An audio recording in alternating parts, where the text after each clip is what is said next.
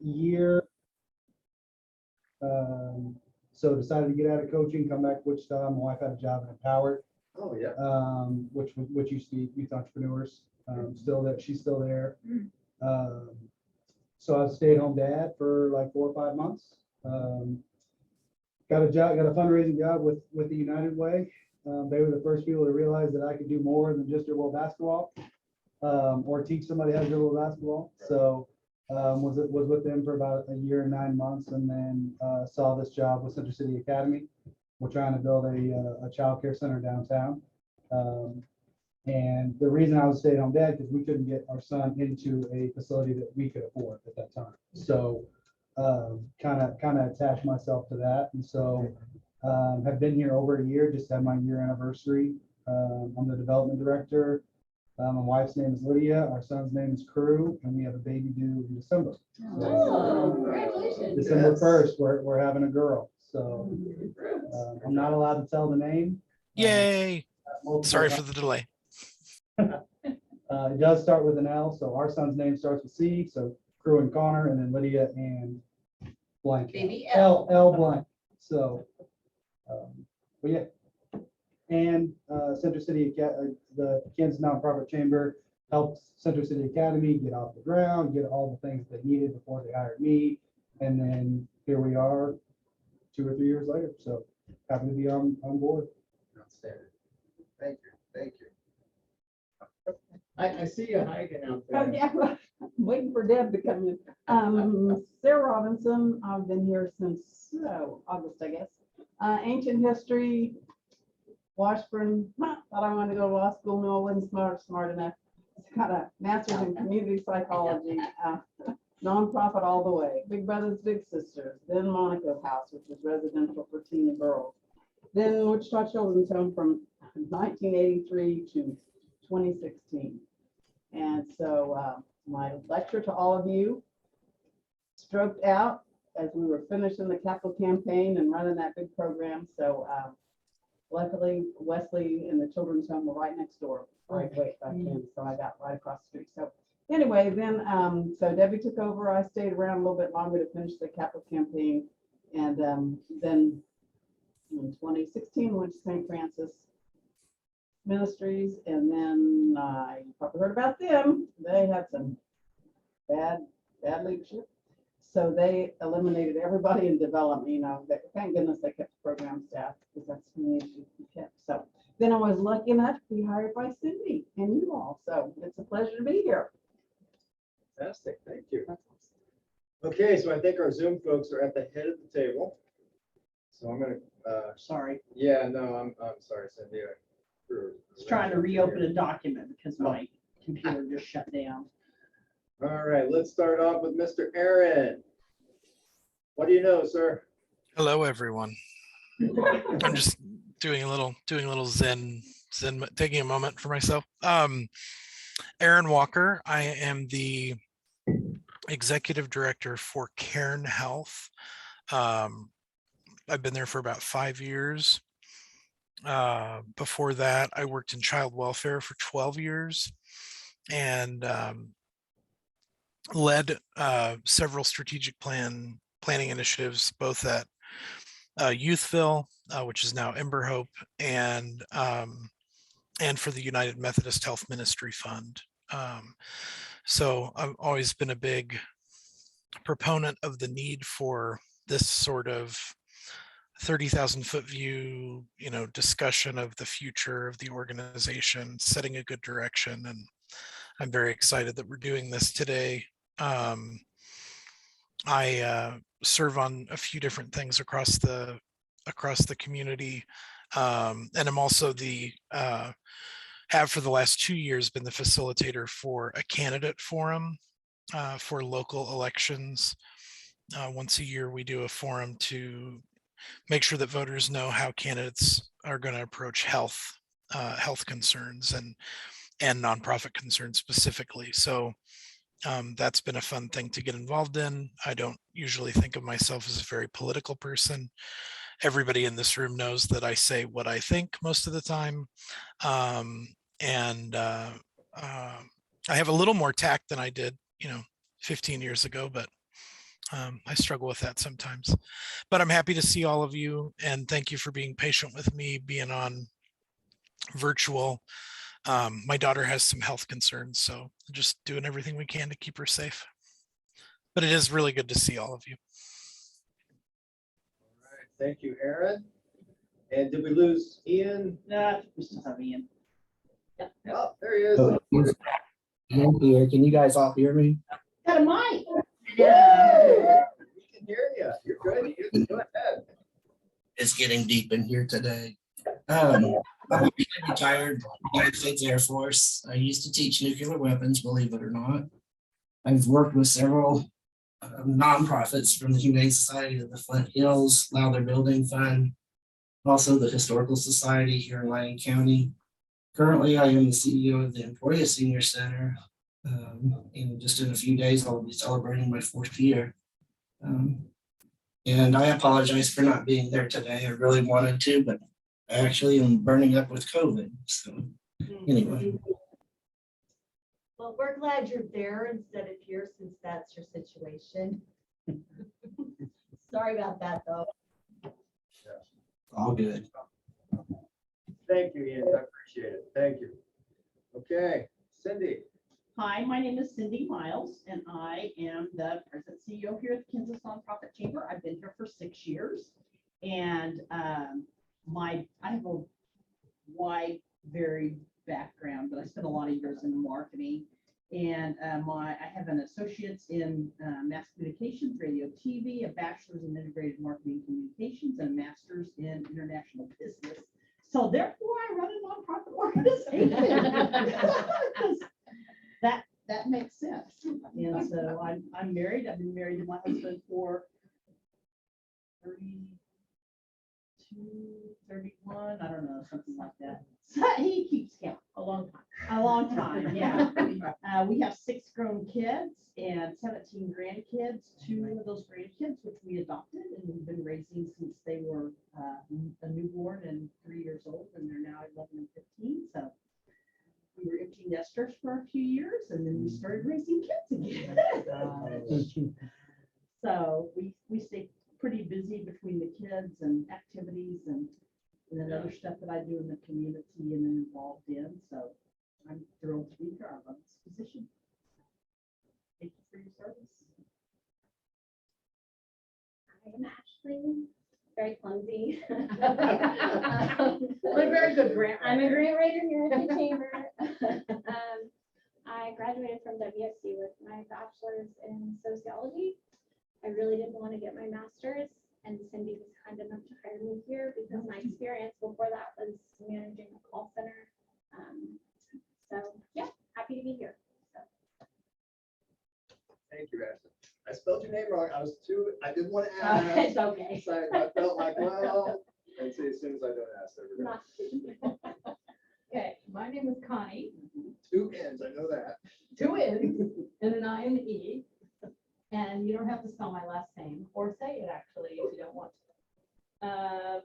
Can you say it? I can. Zinkevich. I always say Zinkevich. I used to have it on my business card spelled phonetically, because my husband did that, and it helped a lot when I was doing radio or TV interviews. I just handed this, I said, don't look at what it looks like, just look at what it's supposed to be. Yeah, so anyway. My most recent history is I've been married for 48 years, have 27 grandchildren from 6 kids, and I was the ED for a nonprofit called Families Together. That's how I got to know Cindy originally, because she helped us with some fundraising stuff when I was there, and I've been on this board since I was 2. She's not lying. And I'm only here because I am the past president, even though I have a long string of years currently in my immediate past, and I should be long gone.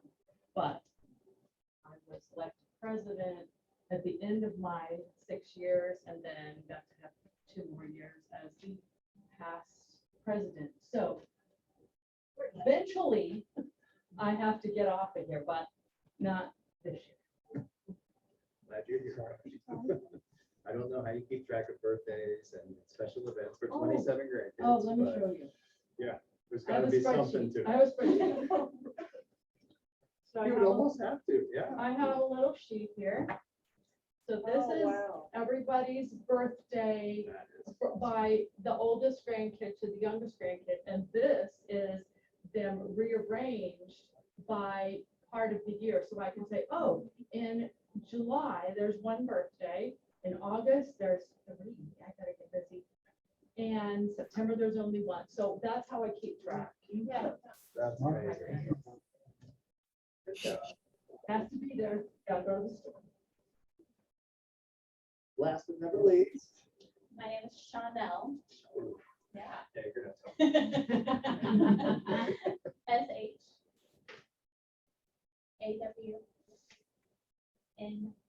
tell. SHAWNELL. So my father's name is Sean, and they added ELL and made my name. So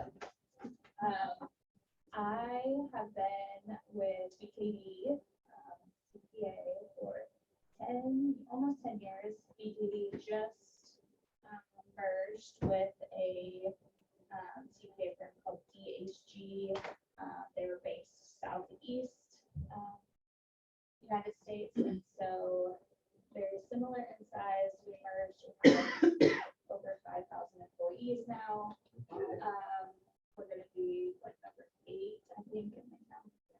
So big deal for us. That happened June 1st. So still very, very new. Our new name is Forvis, a combination of Ford Vision. So yeah, I manage the nonprofit tax practice in the Wichita office.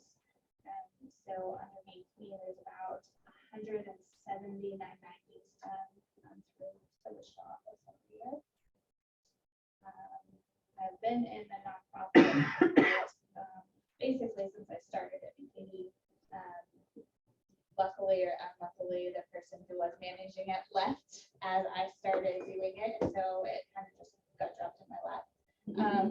But I really do think it was lucky. I love what I do and love serving all of you to get your missions across, do some back office work.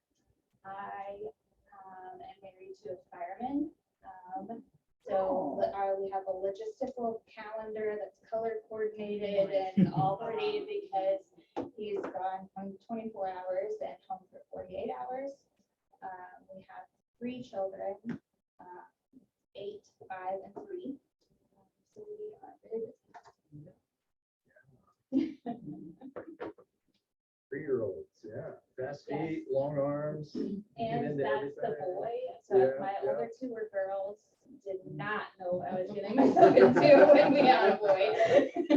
We're the opposite. I've got 2 boys, and we only have 1 female, but then all of the kids that are, cousins and everything Yes. else, 1 girl. So So my that- wife and I fight over who gets to go shopping for every year. That is literally the exact opposite of my boy. All of the other cousins are girls. Mhm. I babysat girls. I did not know anything about little boys Yeah. until he was born. I got peed on for months. Like all of the things. That's part of the fun. But yes, a little boy's love for his mom is Yes. unmatched. Yes. So it's been great. Awesome. Okay, so somebody tell me, I'll start. Think about something that you accomplished before you were 18 years old that you're proud of. I'll start with mine. I was in a rock band, so I played guitar in this band. And it was my freshman year of high school, and we had our first big show, and we were playing the dance at the middle school. Big time, right? And so we're down there playing our show, and the middle schoolers were super excited. They didn't know what else to do, so they got change in their pockets. They were throwing change at us while we were playing. It's like, ouch. But I thought that was pretty fun. So somebody tell me what you accomplished before you were 18. I got to know. I learned to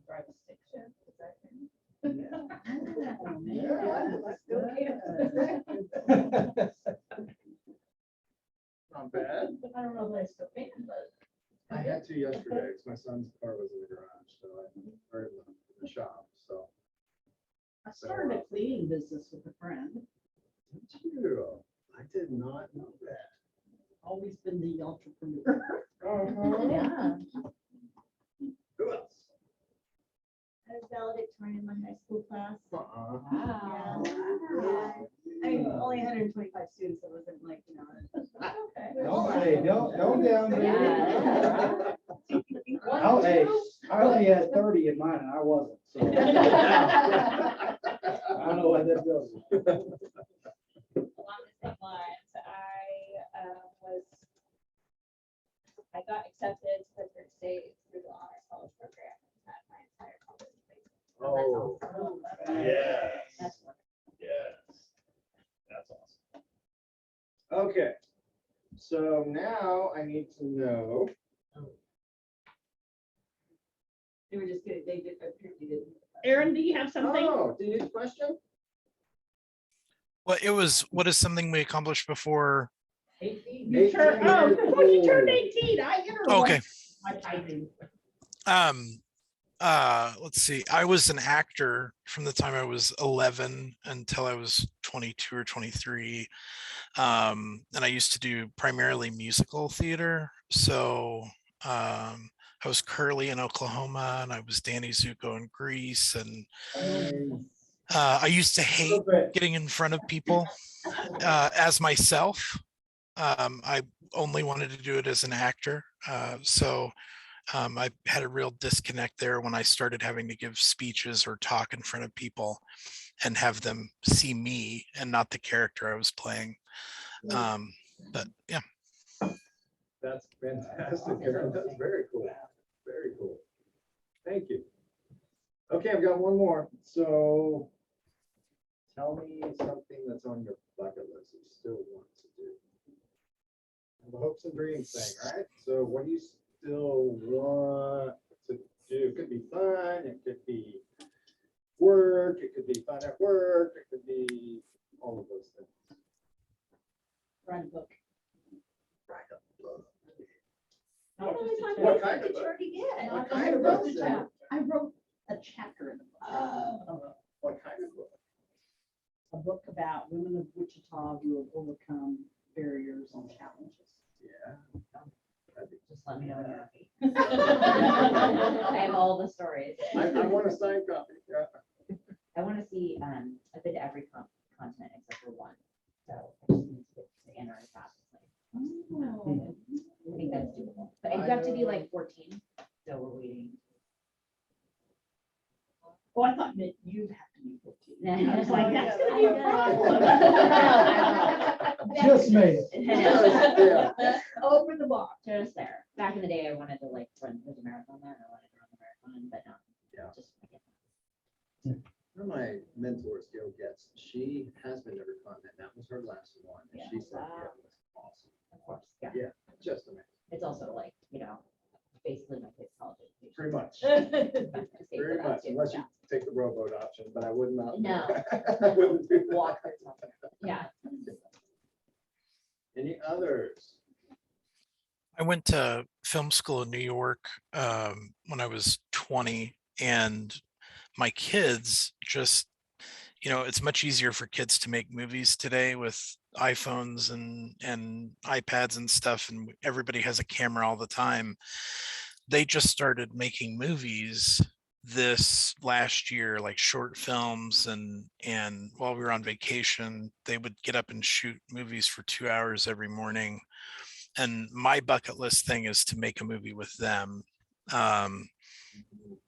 because I'm amazed at how much they've picked up just on their own, watching stuff. So show them the old man still has a thing or two to contribute. Right there with you, Aaron. With my kids, same deal. They don't play music too, and one of these days, we need to do something good. Any other? Aaron, you and I are tied for points. in case you can't see down there. I can't. There's a prize in her. I want to go to Yellowstone. I was gonna go this summer and then all the roads washed down. Right. That's a problem. So, yeah. Live for another day. Go there in the winter and snowmobile. I'll take that too. I want to write a book, but it's not like, I want to write like a financial guru. So I want to write some type of self-help financial book. Really? It's like for the average person type of Yeah, deal, that'll make or? it easy. Uh-huh. Like it easy to do financial. Take that fear away of all the pieces of it and kind of boil it down. Yeah, maybe the ABCs financial. That'd be awesome. Give me a signed copy. I got you. All the tasks, whatever they are. I feel like that would be fine. You'd be volume one and you'd be like all the women got there and then you'd be like, and here's how and that this is how, happened. yeah. This is, and for those of you who haven't yet, here. I'd really like to speak to like a group of like over 20,000 people at one time. I think that'd be really, really cool. I don't know what that is, whether it's motivational or I made $100 million doing something, something like that. If you did, don't wear a gown. Yeah. They're problematic, yeah. All right. Thank you all. Thank you all. Appreciate that. So what should we do next? According to the agenda. Yeah, I know. I'm not there yet. I'm getting there. Anybody have any concerns, questions? They wonder what that is? Yeah. Yeah, I don't know what the price is. Right? I just need more points. What'd you think of this when I started doing it? I knew something was coming. Once you wrote a line underneath it, I knew, not underneath all of us, but underneath our name. I knew something was coming. Sure. We all got one. Like what? We all got 1 point for saying our name. Participation? No participation medal. Yeah. Well, if you take the 4 threes, we have a 4 of a kind. So we're playing Oh. cards. Yeah, How we many got- of you said something because of this? Or didn't say something because of this? I don't know, maybe you did, maybe you didn't. No? Okay. Interesting. So the thought behind this board, they're not points, they're not really anything, other than the number of times you all talked. That was noteworthy to me. I wrote it down and put it on my list here. And I know it's hard to see Zoom folks, it's a list of everyone's names with some hash marks. Every time someone talked, I put a hash mark under. And so this is just to, it's academic, I understand, but it's to underline the concept that we're going to be focusing on today, which is the fact that what we measure is what we manage. So by simply putting someone's name on it with that accountability and starting to put hash marks is critically important. Equally important is the fact that they're just hash marks, right? So they are what they are. They mean what they are. They're representative of a specific activity. It doesn't mean that one person didn't talk enough. It doesn't mean that someone talked too much. It means that this person talked 1 time, this person talked 3 times, this person talked 2 times. That's what it means. So in order for an organization to be successful, in my opinion, we have to create actionable steps. That means we have to measure what's important to us and then decide how we are going to influence that measurement. And we have to watch that measurement because it's not always influenceable by, that's word influenceable, I'm going with it. It's not always something that can be influenced by internal factors. Sometimes it's influenced a lot of times by external factors. That doesn't really matter, right? Because we still have to react to it. We still have to adjust, we still have to make changes. So I want you all, for the rest of this activity today, rest of this meeting, to start putting yourself in that mindset of looking at data objectively and asking a lot of questions about that data and how you can influence that data, if you can influence. Because bringing everyone into the room at a board meeting and going over something simple like this is crucial. It's crucial. And that's how we create action. That's how we create forward momentum. And that's how we address things as they happen before they get out of hand. And it also helps with transparency and it helps with communication. But if we don't have the building blocks, if we don't understand that here's the issues we're trying to fix, so here's the data we're going to collect that's important to these issues, and here's how we want to influence that data, then it gets really, really hairy, really, really difficult. But the process itself is extremely simple, and we're going to walk through it. And so I'm going to turn the chair back over to Amy to kind of get us started on some of the history of where we've been and where we are now. And I really didn't mean to, you know. I know. Just messing with it. All right. But I know you're ready to take one. I'm gonna need some water. Oh, cold. No, actually, no, I don't think it's not cold that anymore. cold. It's colder. It's okay. Yeah. So, Everything's relative. in You know, I mean, I can. in preparation for our meeting today, I had asked Cindy to forward all of the strategic plan documents that the board has gone through over, well, however long she had the documents. So she provided documents back to 2008. And when did the chamber actually start? We actually opened our doors in 2005. They started the initiative in 2003, but we opened doors in 2000. Okay, so 2008, pretty close to when we kind of opened. And there's like all of these different documents in different formats and different things. I got to put these together because I want to be able to kind of see what's happened. And so it's an ongoing project because I didn't get it done, but I got enough done. I got through 2017 to be able to kind of see what some highlights I could bring to you all and see some themes, see some patterns and things like that. So I thought I would at least start our conversation today with some observances. So 2008, advocacy and public policy, well, advocacy/public policy was included, but development wasn't. And I thought that was interesting, given that we've kind of tiptoed around advocacy for the past couple of years but really started to talk about it again. Like, well, geez, is this a new thing? No, it's not. It's been around since 2008. So that I thought was interesting. And I also thought it was interesting that development wasn't part of it, but really the discussions for strategic planning back in 2008, maybe because we had all the money we needed from the county. I don't know. Anyway, I just thought it was interesting. In the 2010 to 2012 era, development goals were first included. So that's when we started that.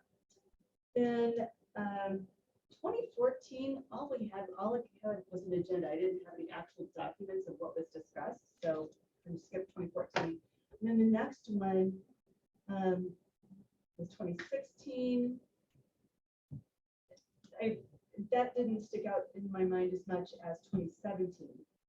Because in 2017, there were some ideas and goals that have come to fruition since that time. So in 2017, the board was talking about wanting to help with programming and build programming for members and bring value to members through the benefits of various things. And one thing they focus on programming. And so in 2017, they talked about survival series, ED survival series, talked about a leadership program, which, as you know, became Immersion Lead. The Inspire Awards wanted to recognize the leaders in nonprofits. We have Inspire Awards. And also the Foundry was started to be talked about like 2016, 2017. So that was encouraging to me because sometimes we kind of, gosh, we just keep going round and round these same topics and these same ideas, but we've implemented a lot of these things. And we may have to revisit how do we talked about programming, we've just not been able to bounce back after COVID in terms of participation. But the fact that we started with just an idea of those programs, and we actually have those programs now, I thought was encouraging, and I wanted to share that with you all. In 2017, there were issues that still exist. One in particular was board member recruitment. We had that discussion this morning.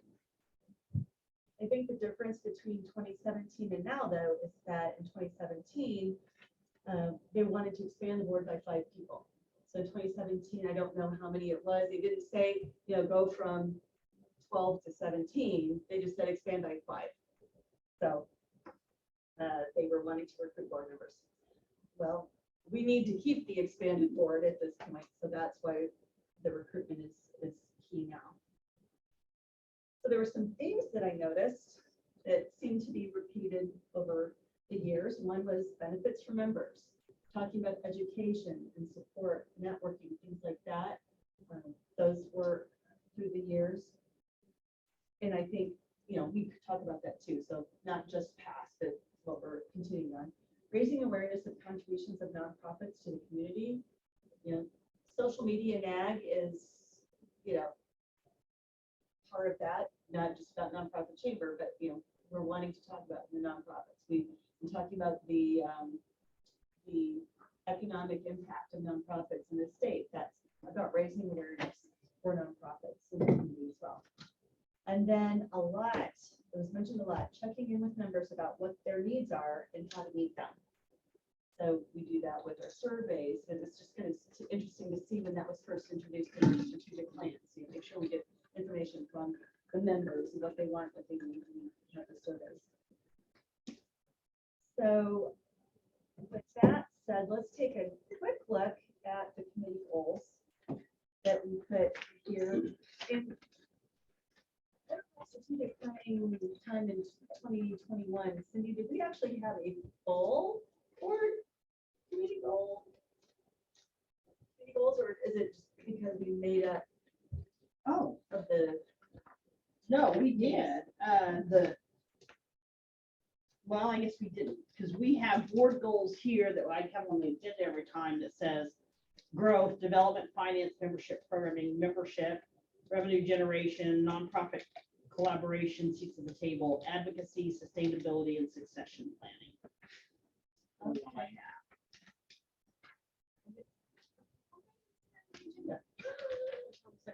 Oh, the second page too.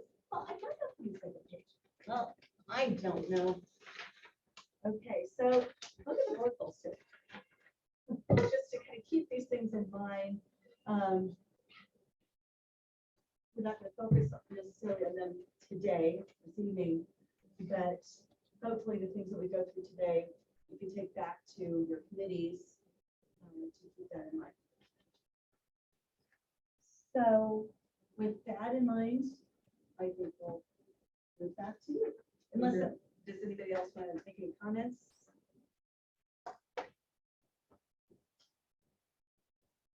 I'll put a hash mark up if you do. Do we need to reassess these goals? Or these are the goals? So since we're mid-year at this Okay. point, This new year is what? It's January. January, Okay. yes, yeah, so we'll, although I So, yeah. noticed the committee goals, those that have dates were actually kind of mid-year too, but you know what, I think part of that is because we've not been able to have a strategic planning meeting, like an actual strategic planning meeting in December for the last few years.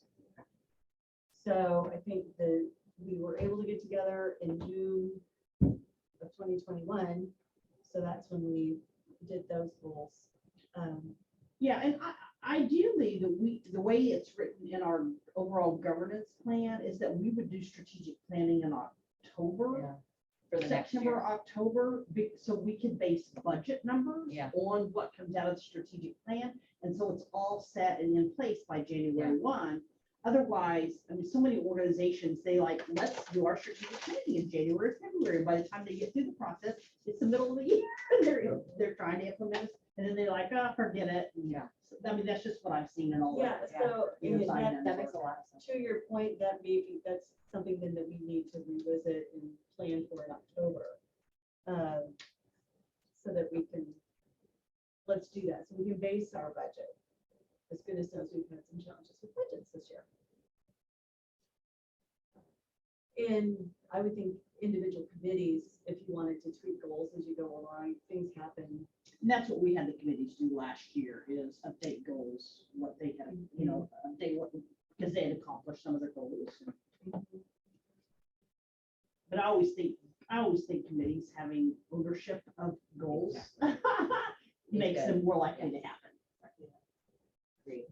Yeah, and there are a couple of things that, the minutes template, agenda/minutes template for committees that I used when I was chair of the development committee. I was able to put the committee goals every meeting, so we could, it would be interfaced, and it's just right there in the top part of the agenda. So that could help too. But one of the things that Chris has said is he's got some tools that can help us with board goals, you know, and maybe trickle down to the committees as well.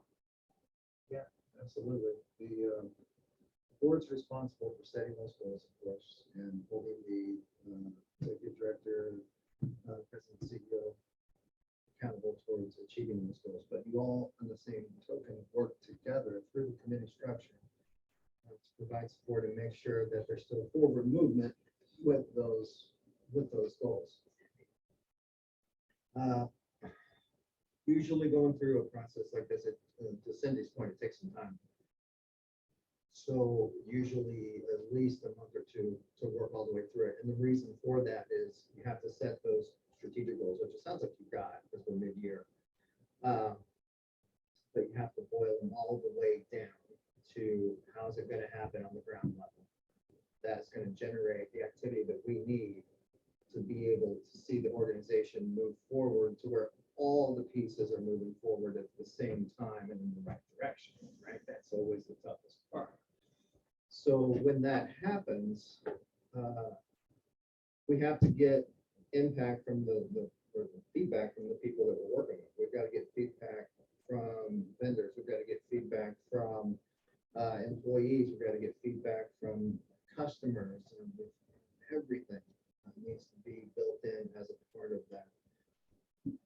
Ultimately, this process starts with your strategic plan, it starts with your goals, and boils all the way down to the individual metrics of what are we measuring and what are we measuring it against. So if I want to learn to ride a bike, I've got to figure out what do I need to know and what do I need to understand and what do I need to have happen for me to learn to ride that bike. Do I need to make sure I've got a pair of jeans in case I scuff my knees? Do I need a pair of shoes? Do I need a certain kind of bike? And do I need a helmet? And do I need to have somebody on staff who's going to help me learn to ride that bike? They're going to teach me. And do I need to allocate financial resources to compensate that person to teach me how to ride that bike? How long should I give myself before I say I want to learn the bike or how to ride a bike by this day?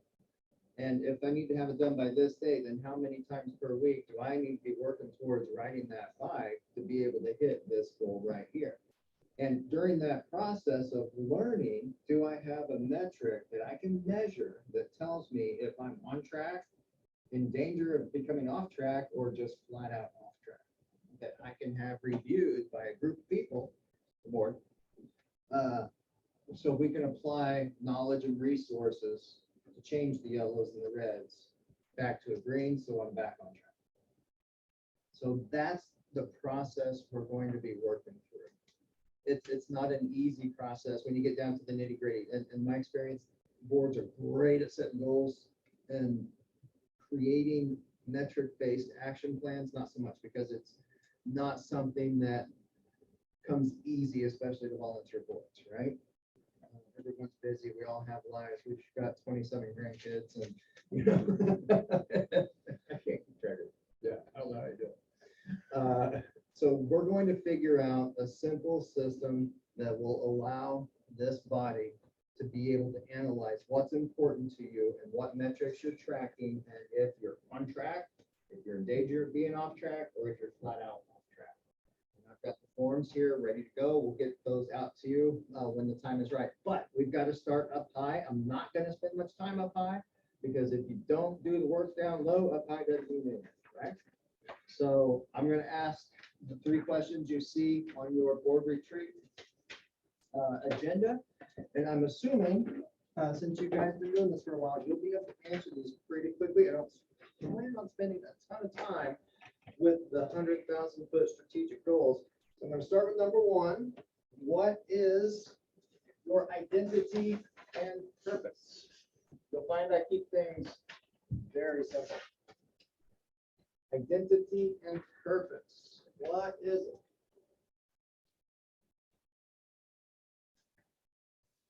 As a board or as an organization? As an organization, because as a board, you set the tone and direction for the organization.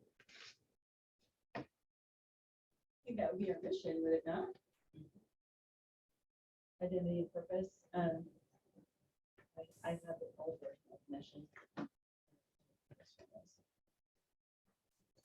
Support nonprofits across Kansas in fulfilling their missions, building capacity, and becoming sustainable. How about to be the #1 resource for nonprofits and nonprofit related inquiries or something in the state of Kansas? I like the #1 resource phrase. Do you have competition? Oh, yeah. Keep going. You're doing great. Tell me when you come up with an answer. Got to talk to each other. That's the first clue. How many of you are fairly new to this? I am. Okay. What were your first impressions of the organization when you said, I want to join up with? What kind of work did you think they do? And is it similar to what was said there? Supporting nonprofits.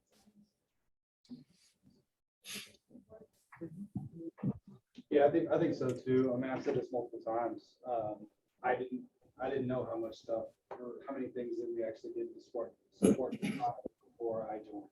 Yeah. I knew that Cindy and the chamber helped Center City Academy get off the ground. So I knew, like, okay, they can help kickstart things or give nonprofits some legs to stand on when it comes to starting. But Yeah. I didn't realize that the ongoing education and all the things of what we do to support nonprofits. Okay, so I've got two offerings here. We've got the mission statement, and then Aaron, you have a statement there as well. Mhm. Which would you like me to put on the tablet here? Identity and purpose. I think our mission statement is clear and concise, and I mean, that's what I like, so. Aaron's is aspirational, I think. I don't think we can say that we're the #1 resource yet at this time. Maybe we can, but that could be, to your point, what are the metrics? And how are we going to define those metrics? And so maybe we are on, of course, we can pick the metrics that make us #1. Well, in that regard, you're kind of talking about the purpose, right? Like, we would like that to be our identity, but maybe it's not at this moment. But that is our purpose is to be the place people can go, so they don't have to go to 15 different places to get answers. And then how do we get across Kansas? I mean, not just the Sedgwick or Wichita area, but be more involved, East Central or the entire state. Yeah. Yeah, it is important to say, to talk about the whole state. think the only thing I would change from that mission statement is, over and over again, I think it says becoming sustainable, like building capacity and becoming sustainable. Something about, instead of becoming sustainable, like maintaining sustainability, yeah. 'Cause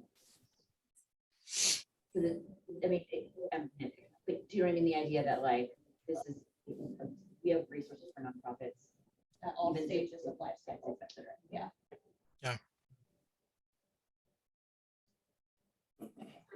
One of my I mean, I'm not not a concise writer, Well, think so- about what you would tell somebody if they asked you. Yeah, I mean, I guess I What do would they have just do? said like, you know, maintaining sustainability or the, yeah, I mean, I think, no, I mean, I think supporting nonprofits, but not just in terms of building also, or if they're in trouble, but also, you know, connecting them with partners, you know, all like you had said, you know, Yeah, I like throughout the list. one piece of what Aaron said was providing or being the number one resource. Every nonprofit.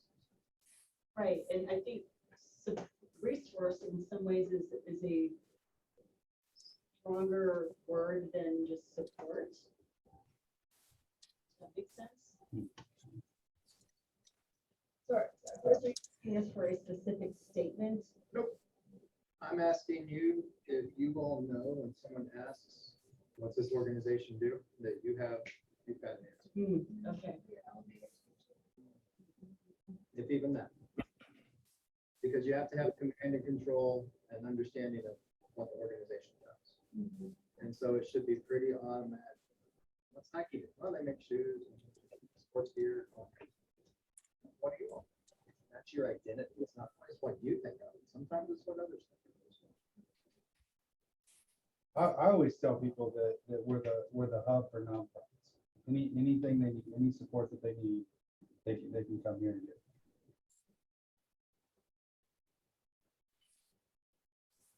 Cindy, But what do you- again, I don't ever use the word sustainable very often. I can't even know how to say it, so.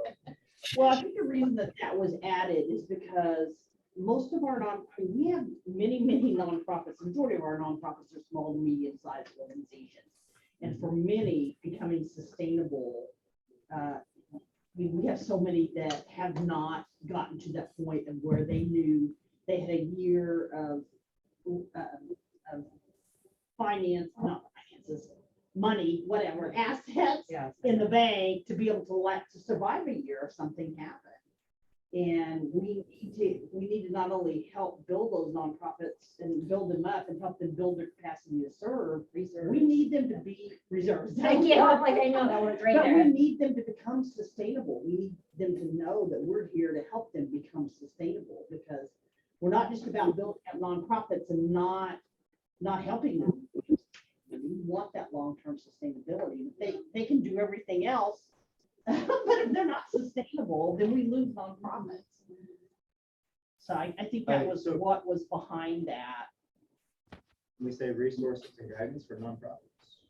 It says identity, purpose. It's not official, it's just, Yeah. okay. I think one of the things that I appreciate the most is our ability to network. Yeah. There's so much on the board that we have contacts within our own networks across the state. And I think that we can continue to reach out to those folks rather. One of the things, my first impression coming to the board, was I really appreciated the discussion and the issues that the chamber has had. There's some similarities within my own organization where we're deficient. And so I kind of piggyback and fix some of the issues within my own organization. So just serving on this board kind of is an ongoing training, if you will. All right, very good. You can see that I like to keep things extremely simple, but sometimes simple isn't easy. But it is effective. So how do we measure this? How do we execute? Resource and guidance for nonprofits. How do we measure it? How do we know that we're doing this right? And how do we know that we're executing this for the folks that we're here to help?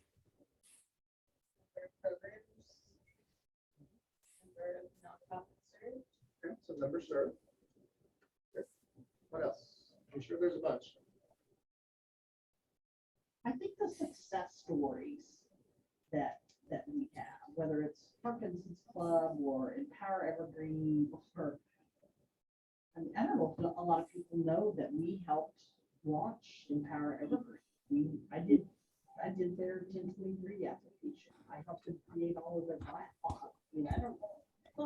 And they're in the news all the time, but I don't know. I don't see this organization's name in. I don't know that people know that we, those people, the same people. Tell that say- Ariel, say, throw my name around. I know. Yeah, It's all about Ariel, man. It is. and he has a direct line to the Wichita Eagle, because that guy. Yeah, and the Business Journal Yeah. and Governor. Oh, yeah. I mean, did. a testimonial. Mhm. Yes. A video Yeah. testimonial on our website. So I'll member make served, him do success story. I'll make him do it. Just let me know. Well, I serve on his board. Yeah. you make- What else? What do you measure? To say, gosh, you know what? I just came out of this board meeting and I heard this number and we're doing great. Budget versus actual. Budget versus actual. The numbers person. Ouch. So financial. I think one of our most recent successes would be the ARPA grant. I think that we can use that to expand our impact not only within the community or within Sedgwick County, but I think that we will actually gain new members. But then I think within our own grant, I think we made a requirement or an opportunity for those nonprofits applying for training. And I think that would increase future revenues. I agree. Okay. Number served, success stories, budget versus, financial performance. Walking away from board meeting, man, that was a good meeting. This organization is doing well, and it's because of me, because I'm here on the board. Does number serve including like a membership? That's up to Is you. that including that as well? It's up to I you. would say our membership, number needs to depend on how many. And I think I think that's different, in the sense from numbers served. Numbers served might be kind of a combination of how many people come to the programs. Yeah. How many Cindy's meeting with. Yeah, or the, because we do have people who come to programs that aren't members. We have inquiries from people and organizations that aren't members. I think the number of people that we do consulting or board development with is a measurement, as well as the number of people that we work with on startups. So you see consulting versus what? How is that different? And I'm not arguing, but how's that different from the other piece, working with startups? How would you classify those? Well, because consulting includes doing strategic planning, doing board development, those Yeah. types of things. Working with startups has to do with guiding them through the process of starting a nonprofit organization, which is a very unique thing that we do. Yeah. And something that we're very well known for, not just in Kansas, but people reach out to us from Missouri and Arizona and Colorado and Texas and Chicago. So okay, and that's Are we great. keeping track of So, that? Are we keeping track of that and marketing that piece? Oh. Very well. Try to. so startup I mean, I had no idea what they were. And Consulting, consulting, those yeah. are they're- two different they're- metrics then, They're right? definitely two different things. Excellent. How can we expand that, Cindy? I think about that a lot, how we can, Duplicate Cindy. how we can, Clone or hashtag clone? how we can promote that wider, because, and I don't know how all those people end up, they talk to somebody and they say, contact Cindy Miles at the Kansas Nonprofit Chamber. Well, and they honestly, do. I mean, from my profession, it costs so much for a CPA or an It does. attorney or somebody to do it for them. It's so expensive. And I guess, the advantage is that when we do it, I'm not just doing the paperwork or helping them do the paperwork. I'm talking to them about building a board and building a fundraising plan and you know, how the board meeting should look and everything that teaches them about how to create a successful nonprofit. I'm not just doing people. Which the attorney are also trying to be cost effective. Yes, too. they are. Yes.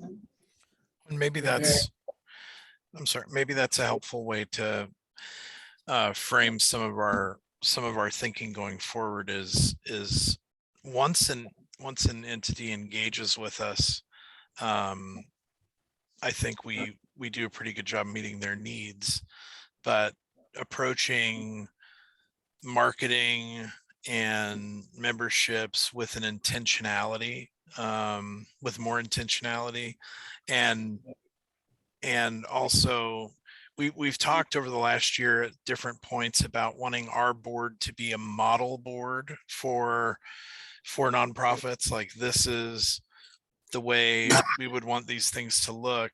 But I have not found myself asking myself, is this something that every nonprofit board should be doing? Because if we're doing something that we don't think is, you know, best practice, why are we doing that? And maybe there's some room in there to learn and focus our efforts more.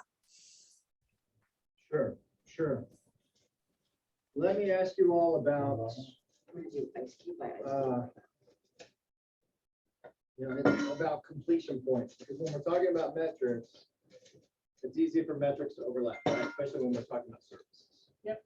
So you have to delineate one person. Are you going to track it to one person or one organization who receives multiple services? Can you track that? Or does a service have, or does a service have a start or an end point? And then at that end point, it moves on to something else. What do you think, Cindy? Do some of the services you have a start and an end point, or is it more of establishing an ongoing relationship? But through that relationship, somewhere along the line, we've got to categorize the activities and how we serve them.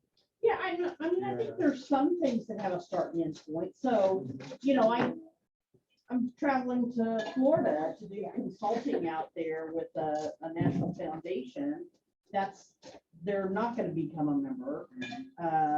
But you know, when I go out there again in January and I completed that and have sent the report, that'll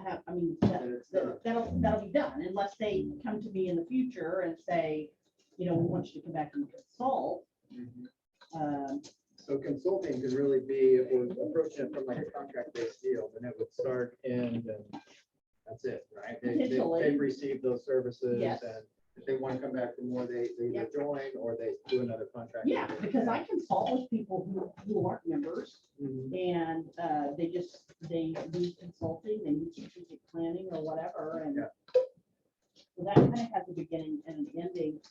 With the startup nonprofits, some of them have a beginning and ending. Some join and stay involved because they want to learn more. Some I help through that process, and then they go on their way. Uh-huh. Well, the more grants you guys get, the more you're gonna have to delineate all the time. Yes. What was that, Amanda? I'm sorry, I said the more grants you get, the more you're gonna have to, I mean, they're gonna want, especially if you have some more Yeah. government grants. It's like, Yes. you need numbers, in-charge, reported monthly, start, end. And as we look at working more, which we've talked about looking for grant funding, as we work more with Hispanic or African-American populations to help them with startups, because there's not many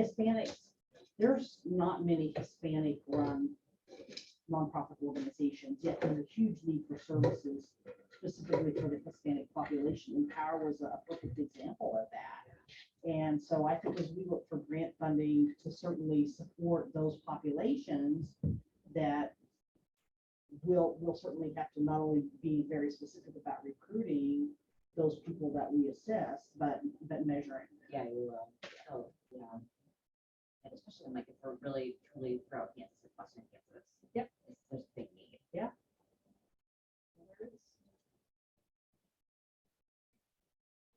Still 90. I'm well positioned to cover my belly, so you just take all the pictures you like.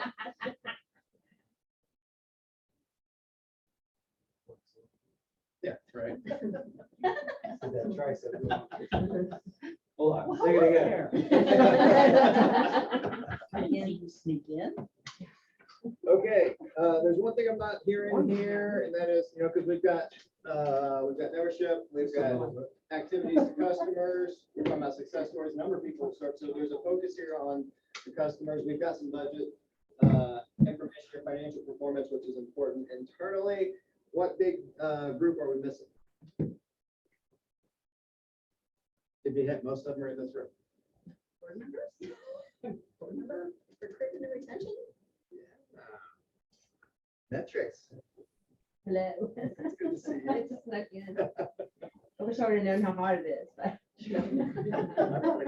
I brought a sweater, I know. I did too. I know, usually it's cold. Yeah. So what trackable outcomes can be applied to the board? That you would want to look at every month and say, we're on track, we're in danger of not being on track, or we're playing old off track. We have like a spreadsheet, so I mean, we know what we need to build a board, and then we like, the way, and it's, I'm not gonna explain this well, but it has the terms, and then it's by color, I'm sure you maybe have this, but it shows you, so we have so many, we think we need so many attorneys, and those attorneys are rolling off in 2025, and so we really should get one on in 2023, so that person gets acclimated for the next person, so it's not just about who's on the board now, but also like thinking forward, like who's rolling off, and then what positions do you need? Yeah, that. So I can say. We had that discussion- Sorry, we had that discussion about CPAs on the board as well with Debbie moving from the finance committee to VP, and then Tyrena when she took over finance. So that's something else that we probably need to continue looking at. Which is very awesome, because when I first came here, this board consisted of all executive directors, and we didn't have any finance people. We make our, I mean, and I'm happy, I sort of tried to do this with the attorneys, but like, we're like, okay, you're this person on the board. Yep. Like, Yes. or, I think that would, we all must know people else from Kansas, from Kansas, I know. Yeah. So Amanda, do you think our board is diversified or well diversified? Hard. We're getting there. Okay.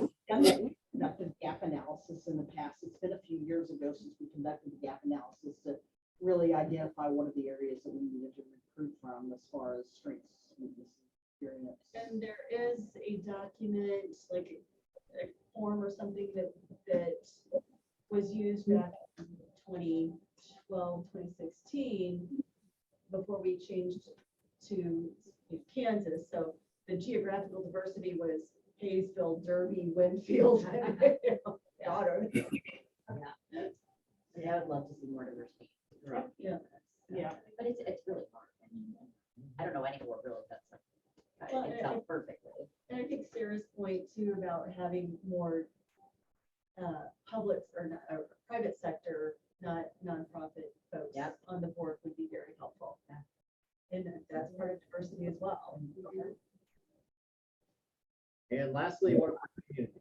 Is there any trackables that we need to add to this for the community? I think I would love, I don't know how to track this, but Mhm. goodwill, knowledge, that kind of thing, I'm thinking we're well known in the membership and programs, so just general knowledge of the community. Well, And then also, I think that also ties to what seats at other tables, right? Like, things, police cities all eight different, however, but also like in the city and government and those kinds of things.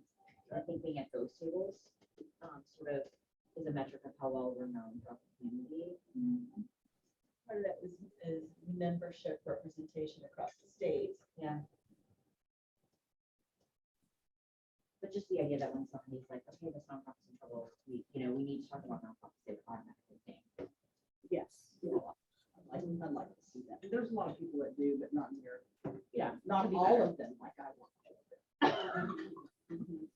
okay, you guys are doing great. So identity and purpose, we've got that figured out. These metrics, we've got these figured out. We will come back to them. These are primarily internal tools for all of you. This will be the foundation for the work that we're going to do after dinner. So identity and purpose, resource and guidance for nonprofits. How do we communicate that? Big world out there. Small room in here. Social media, I'm sorry, Ian? social media. Social media, okay.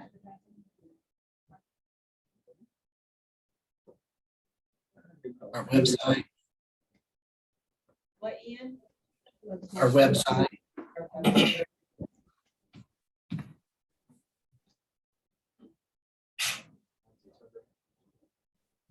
So we've got social media, website, Word of mouth. all the digital Yeah, stuff. I think back to that aerial thing, like the stakeholders. Well, the more people that know about us and have learned about us over the years, the more that when they talk to somebody, Exactly. we need some help. We need some help. Yeah. We can do something. There should be a requirement that we give them service. They have to. their name in there, That's a good say, idea. Get, I do a like success that. story or something. Yeah, like part of our, I don't know if we have contracts with people you consult, part of it would be after a successful consultation, you know, we request the, the opportunity to interview you for marketing publicity purposes. Or like, state, what's I mean, think Oh, about yeah. it, you Yeah. know, that's every time they go. This says maybe we need a filter. Is XXX task or item going to contribute to the vision or purpose? Maybe a way to make sure we're spending our time on the right things. I'm pretty picky about what I to spend my time on. Cindy, do you ever put editorials in the paper? I'm sorry, I didn't catch that, Ian. I'm sorry, do you ever write editorials in the newspaper? No. I used to write some editorials for the Hispanic newsletter about nonprofits and why nonprofits exist and serving on what it's like to serve on a nonprofit board and why they should. That's been- And we will Would it- put all these back to identity and purpose. I'm gonna simplify it though and ask, how do you know if you're successful?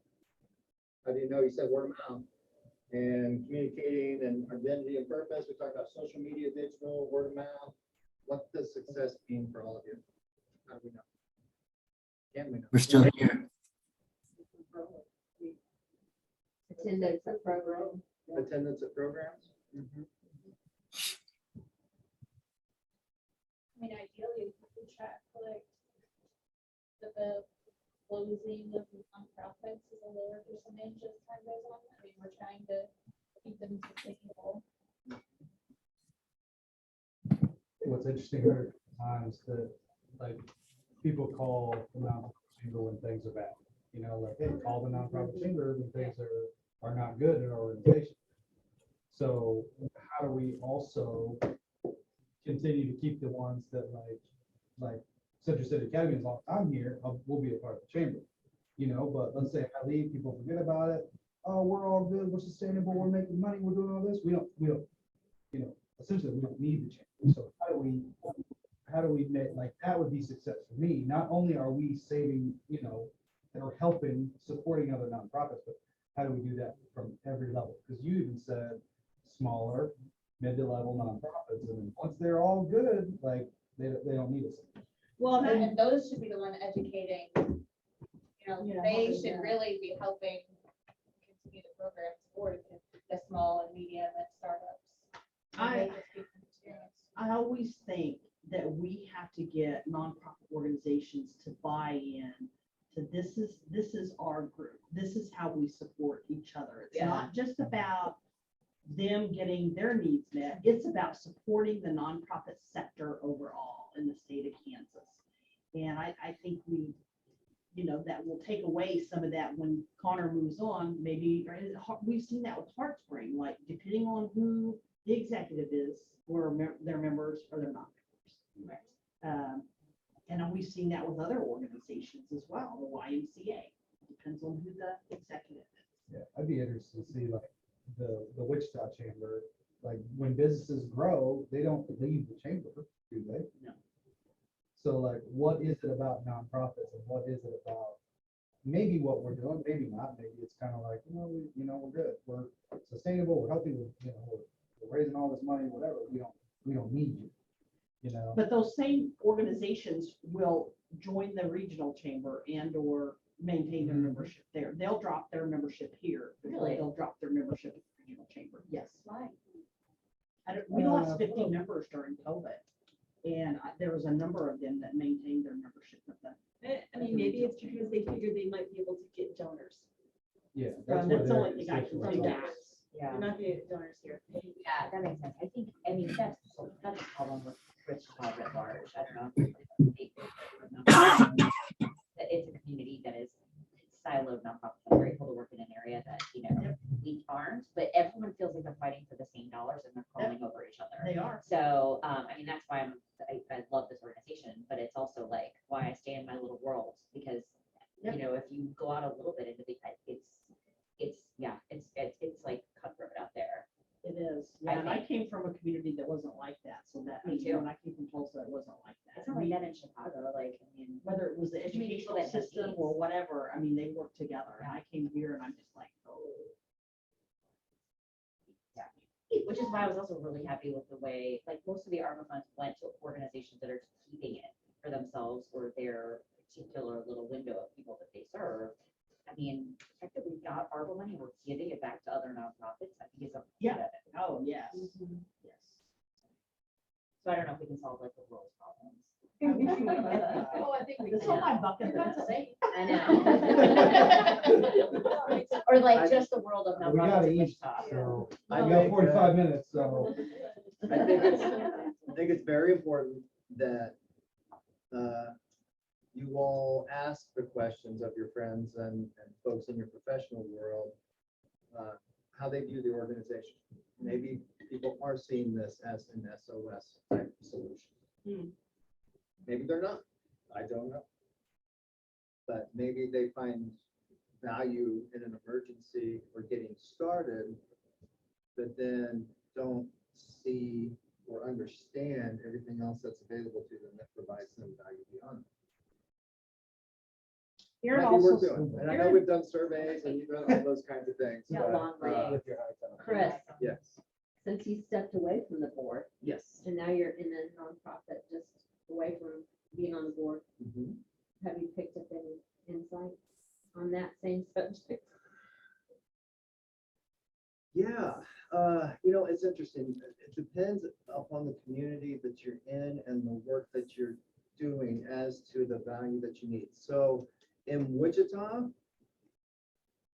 for Goodwill, it hasn't been that big of an issue because our board is pretty well tied in from the financial side, so we don't have to reach super far. What we're trying to do right now is to send out our own message and combat against a lot of the misinformation that's been out there about Goodwill as a whole. But if you go to a smaller community, we saw this with the digital skills program that rolled the mobile lab out throughout the communities out throughout the state. And even some direct contacts we've had in other smaller communities on the peripheral of Wichita.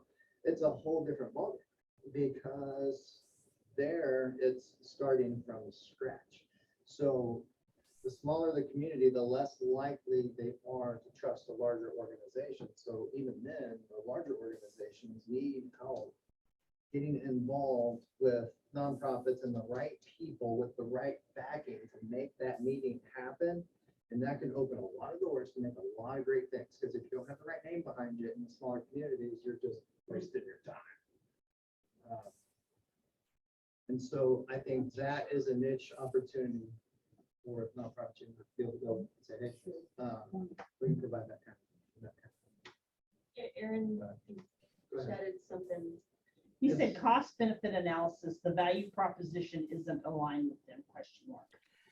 Yeah, the basis of that was members who are leaving. I remember hearing from some of the larger nonprofits at the time. I think Heartspring was one of them, that they just didn't feel like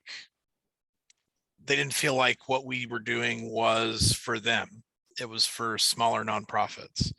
And I'm not saying that that's right or wrong, but if it's a perception that that we're more focused on bringing up small nonprofits when an organization reaches a certain size and no longer feels like they are getting something for their membership. They're going to look elsewhere. And so I wonder if that's a piece of that, given that we have had that feedback in the past.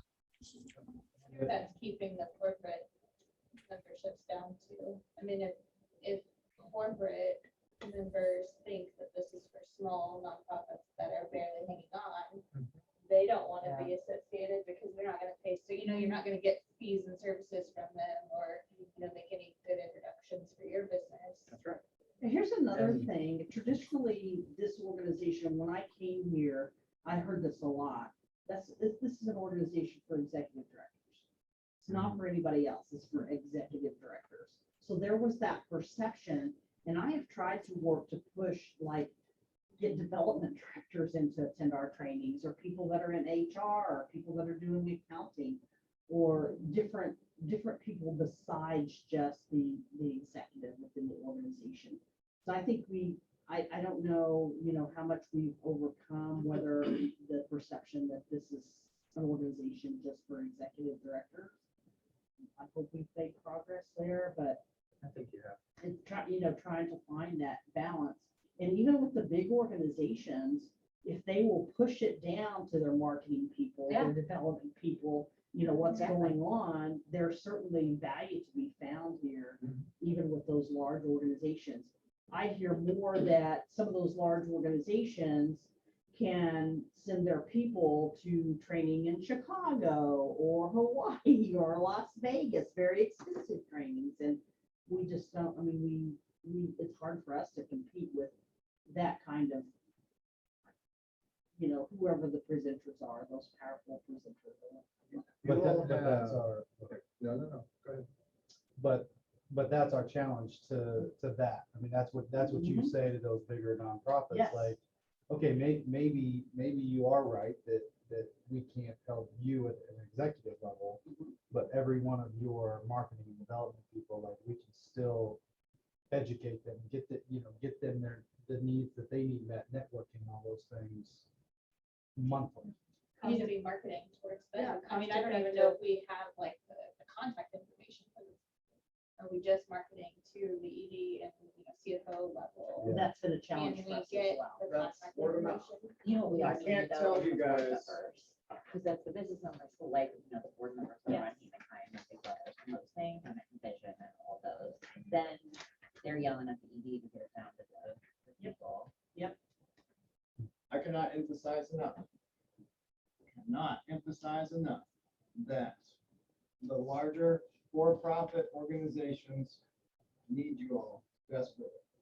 I can't tell you how many phone calls I've been on through fundraising activities with large private organizations who have a local contact here in town, whose job is to take this big vat of money they've been given and distribute it appropriately based on the criteria that their corporate office gave them. These individuals don't have a lot of say-so. Corporate office says, here's what you have to spend, and then you gotta spend it on this, go forth and spend, and don't mess it up. So that's how these folks are out there, and I've sat on multiple meetings of just them asking, what's going on in Wichita, who needs help, where do they need help, can it fit into these buckets? Those folks are out there, and the word of mouth at the ground level is how you're going to reach them, because they live here. They just work for big global entities, but most of that work now is through the computer, right? They'll have an office, but they're here. They will reach out, and but you have to have that outreach and that word on the street. Super important. Can you introduce Cindy to those people? Is there a finder's fee? Yes. How much would you like? Kickback. I will open my checkbook. So no, I think if, I your can head move up person, from Mexican food. in terms of, he is on Spark, it could he help us in some way in terms of getting more people involved with that? But anyway, I know that's not where we're going. Chris, I was just gonna say, and I'm sorry, I'm sitting over here, I'm hearing everything, I'm writing down, but Have we said public policy, or is that? Nope, in it another hasn't come part up. of it? It's not as a metric for, where to go, identity and purpose.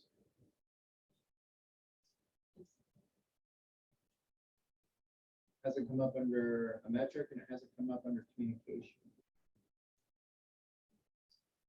Y'all want it there? Or is that a subset?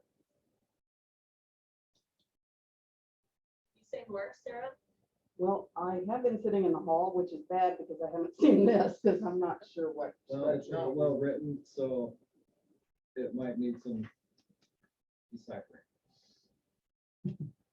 I'm looking at, was that resource and guidance for nonprofits? Uh-huh. I was just thinking public policy there, but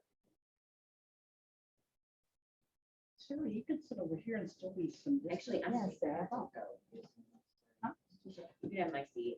She's trying to stay safe because COVID. Oh, Because she's got, COVID Stay is, there. yeah, COVID's everywhere right now. and I want her to stay safe. Amanda, you've got so much wisdom before you go. I'm Is there sorry. anything Do you I? want to share? I'm sorry. I'm No, just Chris, I'm take, walking on take eggshells. really good notes. Make sure that you all have action items. The project meeting is great, but make them, I will. okay. Like my biggest pet peeve with meetings. So I told Amy, I said, I might be a little mean. Mean. Sorry, you We got guys. it recorded. so- Okay, I'm super sorry. It was nice seeing you all in person finally. Be Yeah. be bitchy at bingo. Oh, I okay? will. I'll be All right, I think we're in a good spot. We'll come back to legislative. What y'all think about that? That's the whole can of worms. But I do want to leave time for Miss Amy to cover urgent problem areas. So we're gonna drop down a little bit. We were living at 100,000 feet, my least favorite area. And now we're gonna cut the altitude to 50,000 feet. Amy? All right, so, in my initial draft of the agenda, for the first item here, I put stop the bleeding. Just kind of needing to be blunt. It seems like we've lost 7 now since January. No, because we didn't have a full board. Okay. We lost 5. Okay, so we've lost 5 since January. We're down 2 already. So yeah, it's stopped the bleeding. I'm having this conversation with you. Oh my God, someone else called me. I can't believe it.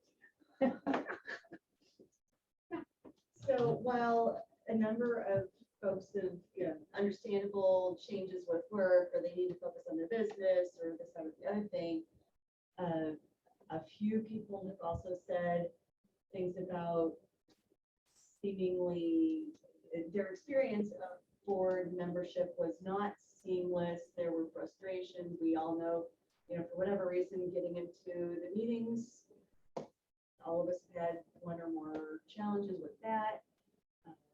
Communication. I know, Erin, you were expecting an email that you were trying to look for, and I actually hadn't sent it. So,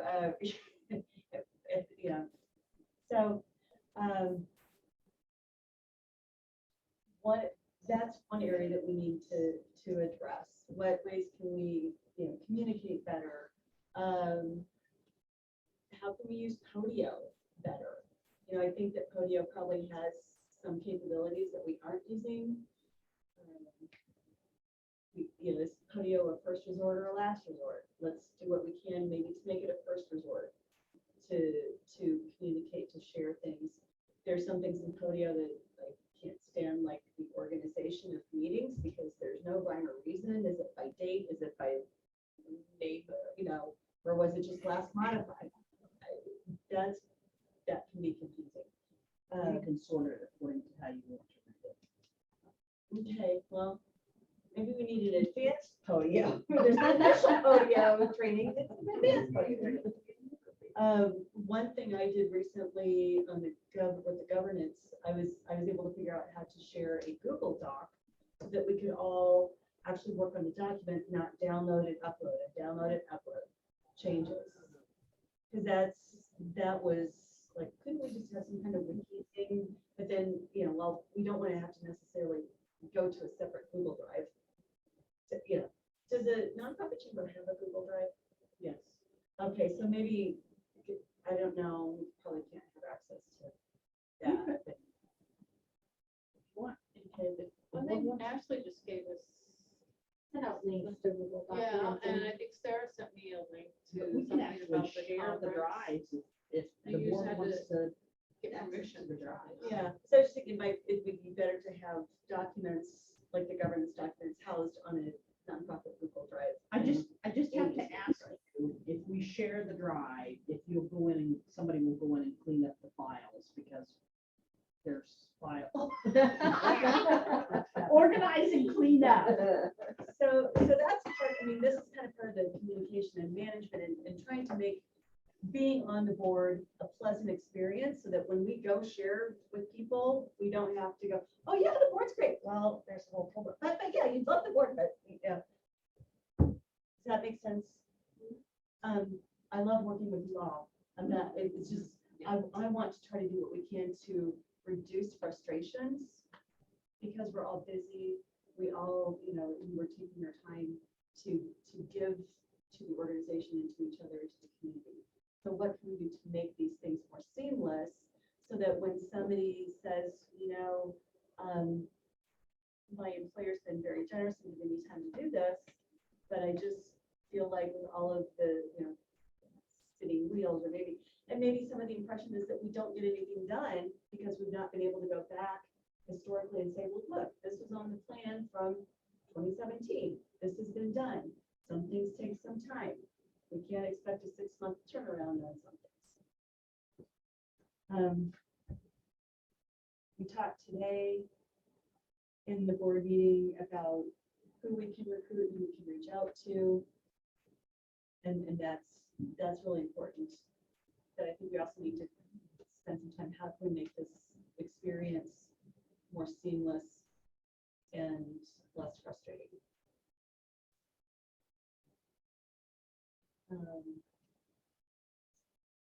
In what way is recruitment frustrating? What kind of responses do you guys get? Or are you getting turned down or just people not calling back or what's that look like right now? Yeah. Yeah. So let me just put something out there. Our annual process, according to our bylaws, for bringing on new board members every year, because we are a membership organization, is that we have to take nominations.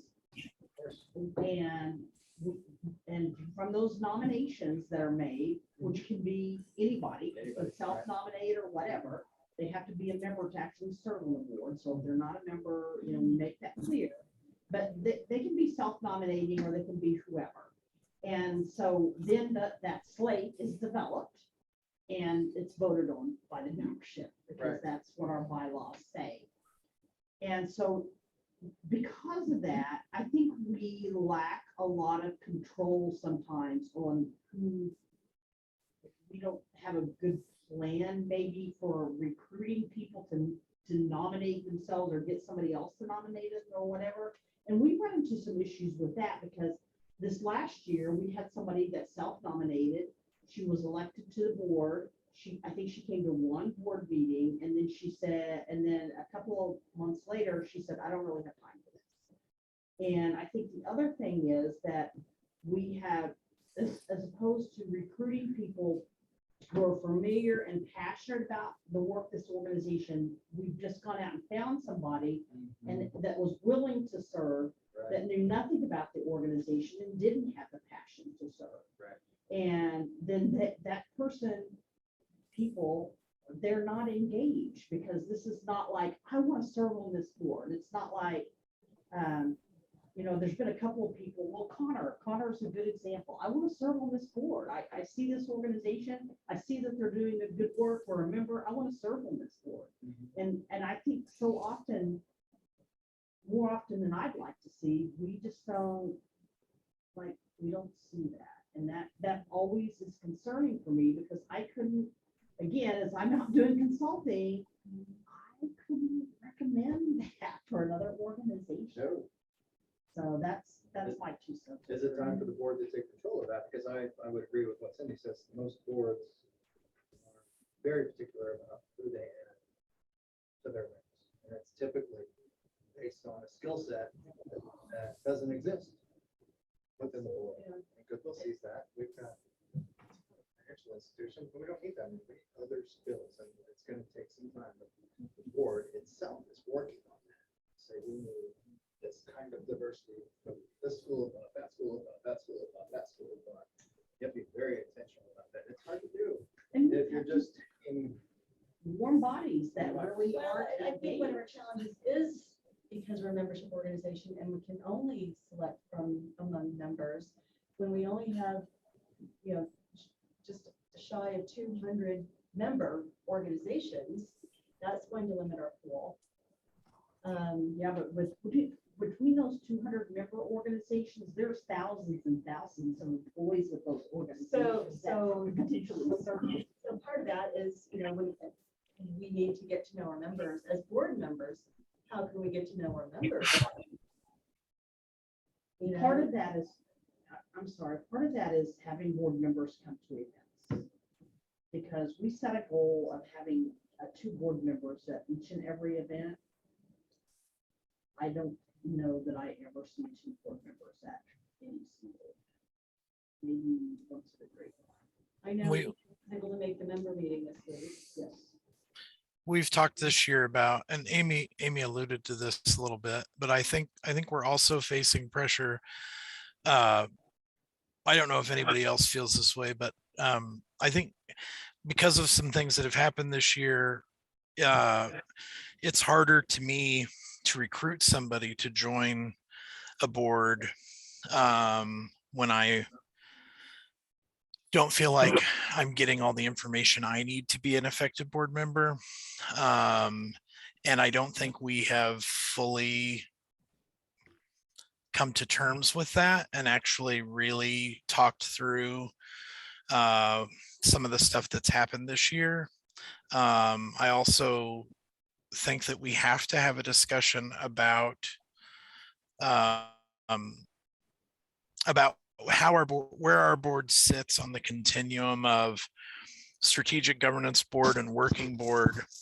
How has that changed since it was just Cindy and the board doing pretty much everything to where we are now, where we have a number of staff who, for some positions, are doing an awful lot of stuff, and in other places aren't doing or are doing completely different things.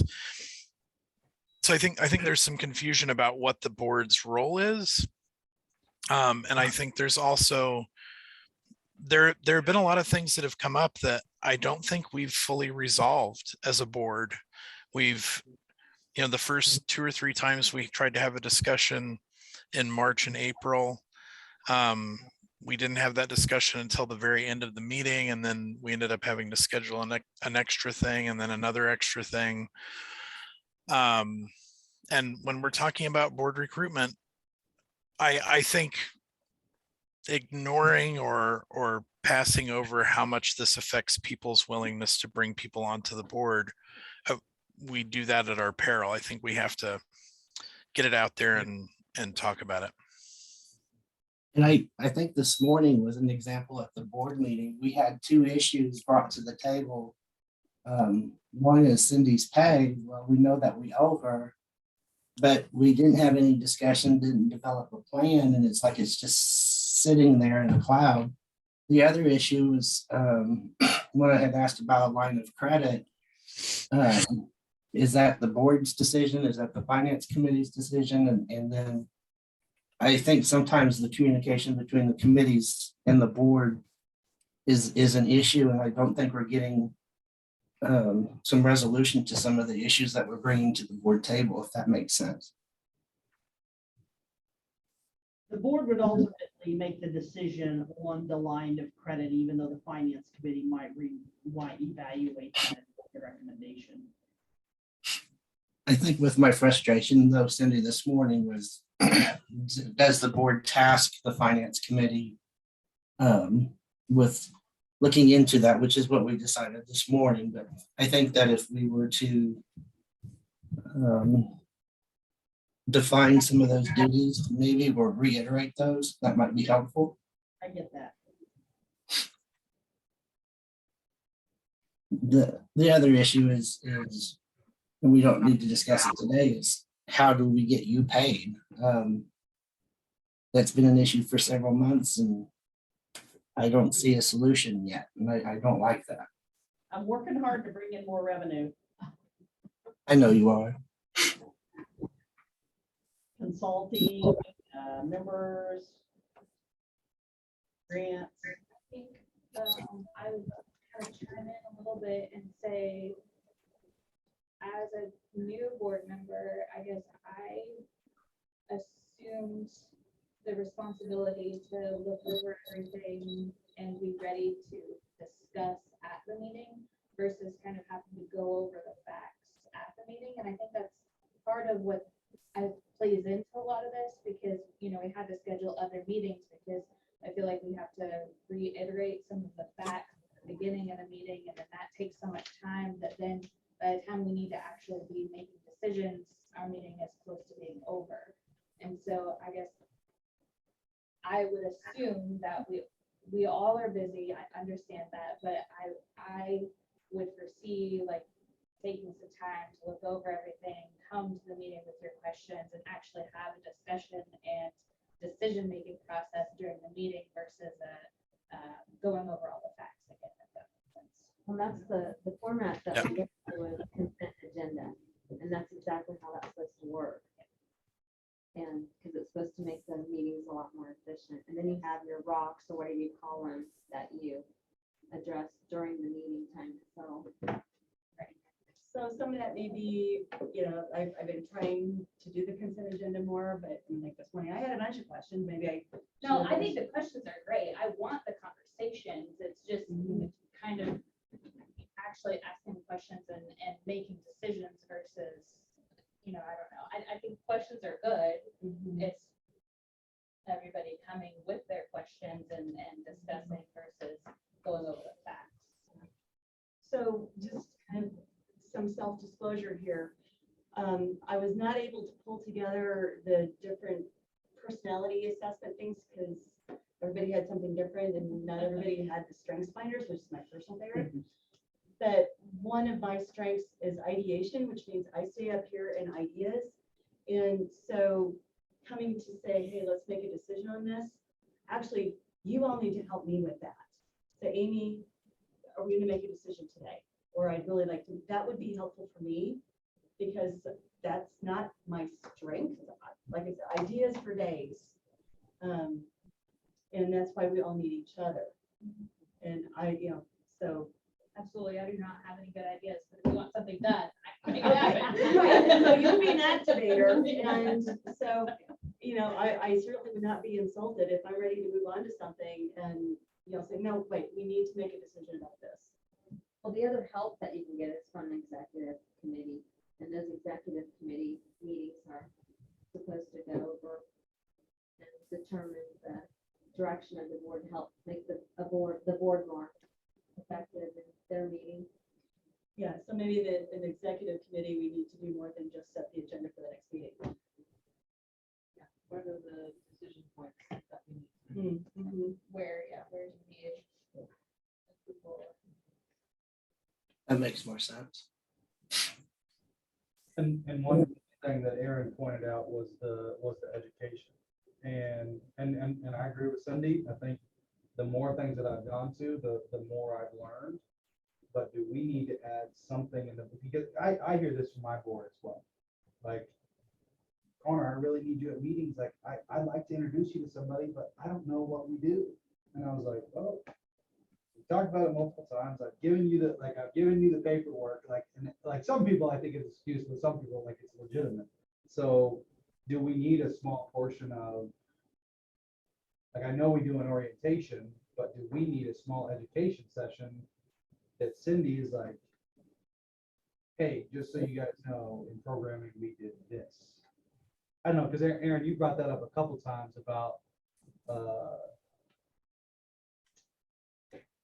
not knowing what's going on. That's not what you said, but Yeah. That's how I perceive it, like, Yeah. not knowing what we're doing, not knowing what's going on. So. I don't know if that would be helpful. I mean, I started doing that with our board, like we have an education thing just for me, and we talk about what my sales pitch is, what we're talking about, what are our key things, and then also challenges too, because if someone was to ask me, like, and I'm sorry, I don't mean to be going back, but if someone was to ask me, like why is a bigger organization, like let's say I worked at Girl Scouts, and I don't know if Girl Scouts is a member here, like let's say I worked at Girl Scouts, like why is an organization of Girl Scouts would the nonprofit chamber benefit me? And until Cindy said that, well, it doesn't, I think it helps everybody when we talk about education, but also I think it's for your employees under you that Yes. are, so those type of challenges would be helpful as well. Yep. So we did that exercise with our board, like, hey, if you hear, like, why, like, what is Center City Academy gonna do different? And I gave them what my challenge was. And I said, well, because of the need, we don't have to be different. But we're gonna have, but if you want different, this is what we're gonna do. So maybe education, and then the challenges that we've all heard, like, oh, why would I be a board member? What do you guys do? No, or like why would I be a board member? That's a good point. Okay, so we've covered board recruitment, retention management. We've also bled into roles and responsibilities. The other piece that we absolutely need to address is the fiscal reporting, financial reporting. We've had discussions about hiring Sandy and having somebody dedicated that we actually pay to do the financial work. And with the ARPA funding and the consulting, the whatever the sponsorship. Well, no, whatever Sarah made Bill said Bill. Like the urban. Evergreen? I think so. Oh, that was the fiscal sponsorship. Oh, right. Okay, yeah. With that, I think it would be helpful to have a person to be able to do that. And yeah, so those are some of the things. Yeah, I think the organization has grown big enough that Cindy doesn't really have time to do the financial end of it. And then with this just coming and going, just naturally rotating, that skill set needs to stay the same. And the reason I was late today is another organization called With Fraud. And it's a nonprofit. So that is completely in my mind all the time. And so that's just, whether it's perception or it's real, that's just an area that we really need to protect, especially if we're wanting to bring in more board members and more members. Well, I'm gonna tell you that I had a meeting with Sandy in the last week, and I'm really concerned about the state of what's right now. Because if Danielle's not been putting things in a certain way, Sandy is just recording them to whatever. And so I discovered, like, when I went to look for, I personally put in a Google Voice invoice for our Google Voice, and found out that Sandy has been recording all of that to our internet service. And then I found all these other things that have just, if she doesn't know where they go, she's just recording them somewhere. And so our QuickBooks is still, and I tell everybody that I hire, everybody, what, like, the one thing is She told me to breathe. Is my QuickBooks, the finance is not being, so when you mentioned the memberships being higher, Oh, yeah. I cringe, because I don't think that's the case. I think things have been recorded in the wrong place.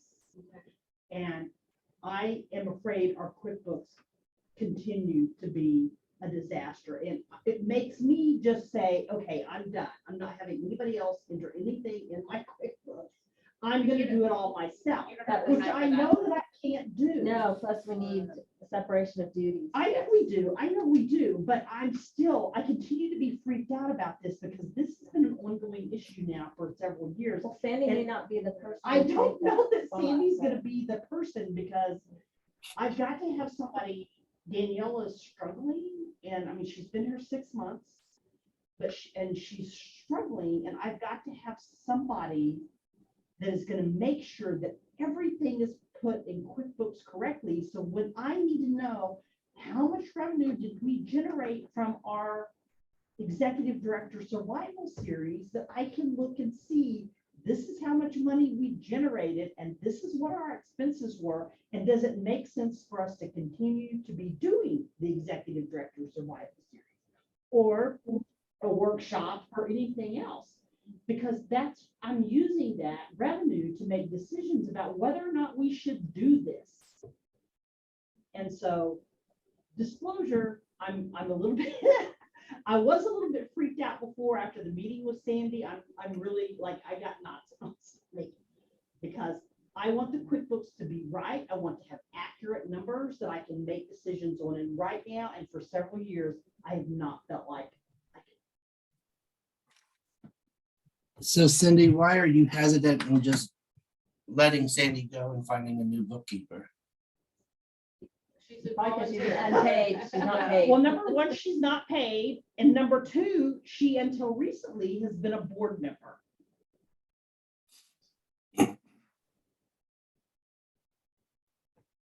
I've added to the list a few things for you all. Margaret. Through this discussion. Nope, this is why we're here.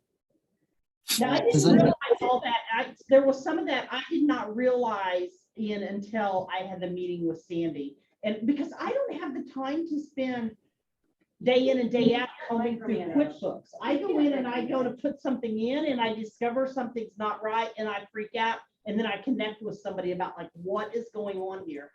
And we have had several chats where people paid membership this year and we're not showing any payments, but somehow those checks were processed through our bank and never recorded to weren't recorded to those members in QuickBooks.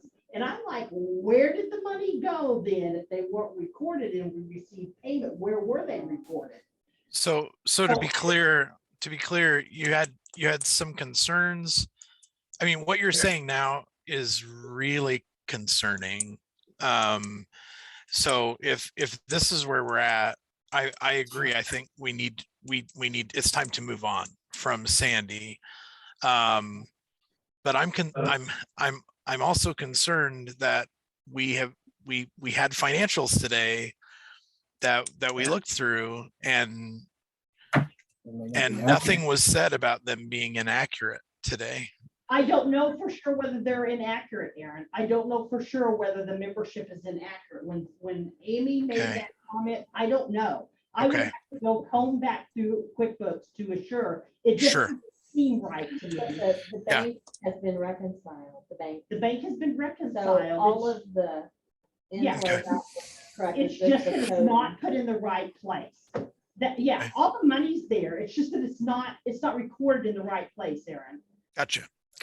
So it's not like we're missing money or anything like that. It's just that if I have a membership that's paid several months ago and suddenly it comes to question about whether, and this has just happened in the last couple of weeks, some comes to question about whether or not somebody's a member, and I go back and find in our bank account the check that they gave to us, and I was sure that they paid, but it's not recorded on their invoice, and it's recorded someplace in QuickBooks. In order for us to balance, I want to know what it's been recorded to. Sure. Okay.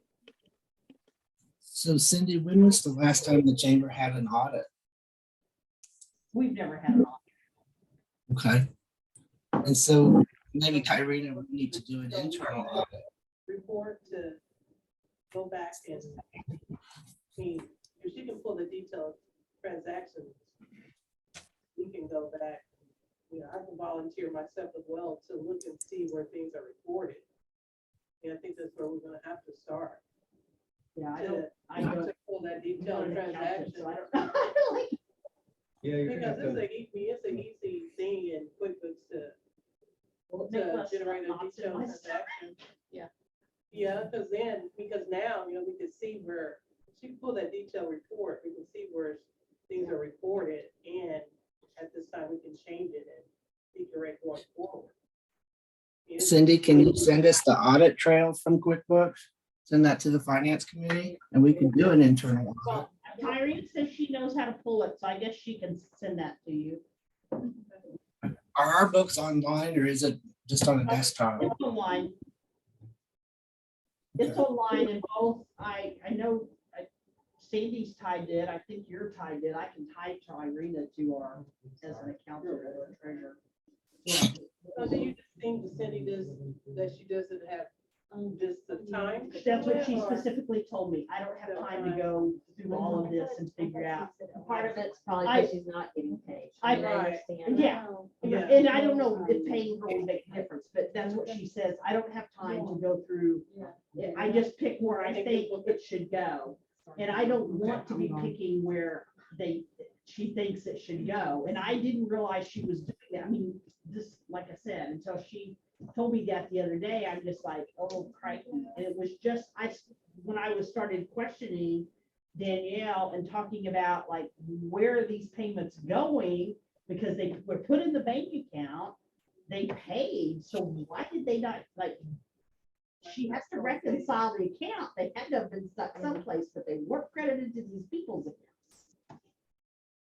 So Cindy, one of the things, and I really appreciate you sharing this today. One of the things that the finance committee discussed was an engagement letter or a contract with Sandy. We also discussed possibly using the trade bank or trade dollars, I can't remember, to pay her. But if she's not the perfect fit or a good fit, it might be time to find another person. I need to interrupt just a minute. You ordered the food and we talked, did you say when was going to pick it up? But I guess you know. Oh, if we, Because El Mexico, Owen's probably already gone, and he, yeah. And you said that we pick it up by 5, so it's gonna be kind of cold probably? 5? I thought we wanted you till 6. No, but when did you tell them we would pick it up? I said, could you deliver at 5? And she said, oh, we don't deliver. And that was the, and, oh, I said, okay. Let me just get on the phone and figure it out. Okay. Oops. And Sarah said she has a trade bank card. Yes, she does have a trade bank. Okay. All right, sorry, 6:15 to 6:45. Miss, sorry. I really think, Sandy has a bookkeeping company, so I'm pretty sure that she's confident in what she's doing. Oh, yeah. I think it's more that she's volunteering. Yeah. And just, I haven't had many conversations with her, but I just know that, just the timing and the work things is here as far as she's committing. She's commented about, I'm waiting on certain things before I can do and trying to meet the deadline. But I'm thinking if we would pay her, if we can get to that point to pay her, that this would resolve. It also sounds like though that Danielle might be a weak link as well. Can you repeat that, Amy? I didn't hear you. I said it also sounds like Danielle may be a weak link as well. She may just need training. It could be training, but then too, a lot of people, I think just coming from accounting background, that you still have to have that type of training or mindset. You can't just throw anyone in there and expect them to do it. You can't. And that could be one that. And one of the things that I always, asked about that particular position has to do with being detail oriented, because that job requires a lot of detail oriented. And I've considered, one of the things I've considered is for now, I pay the bills. I already pay the bills. It's just putting them in QuickBooks and handling that part so that maybe she can handle at least the membership part until she gets a better feel for that. And Ashley is also real detail oriented. So there's some things we had a conversation about in regards to the ARPA grant and stuff, for maybe helping with some of that, because not having Danielle get off into that. That makes me very nervous with the coming and going Government money, yeah. Grant. Yeah. It needs to be Encoding. clear. Recorded. Yeah. Super recorded, clear, organized, perfect. So So, to be clear, I mean, you're basically operating as the CEO and president and CFO. And marketing person, and All of it. Yeah, the house in the closet. I know. some days the cleaner, the construction crew, So, the facilities person. so that's where just from a management standpoint, that maybe Danielle isn't getting the training that she needs because you're so focused on the other. And then, you know, I think, I mean, we gotta figure it out, whether that's hiring Sandy and actually like, because there's a big difference between a volunteer and someone getting paid. Yeah. The attention to detail changes. But again, like you can't be all the things. I can't, This And this I- organization is too big you're right.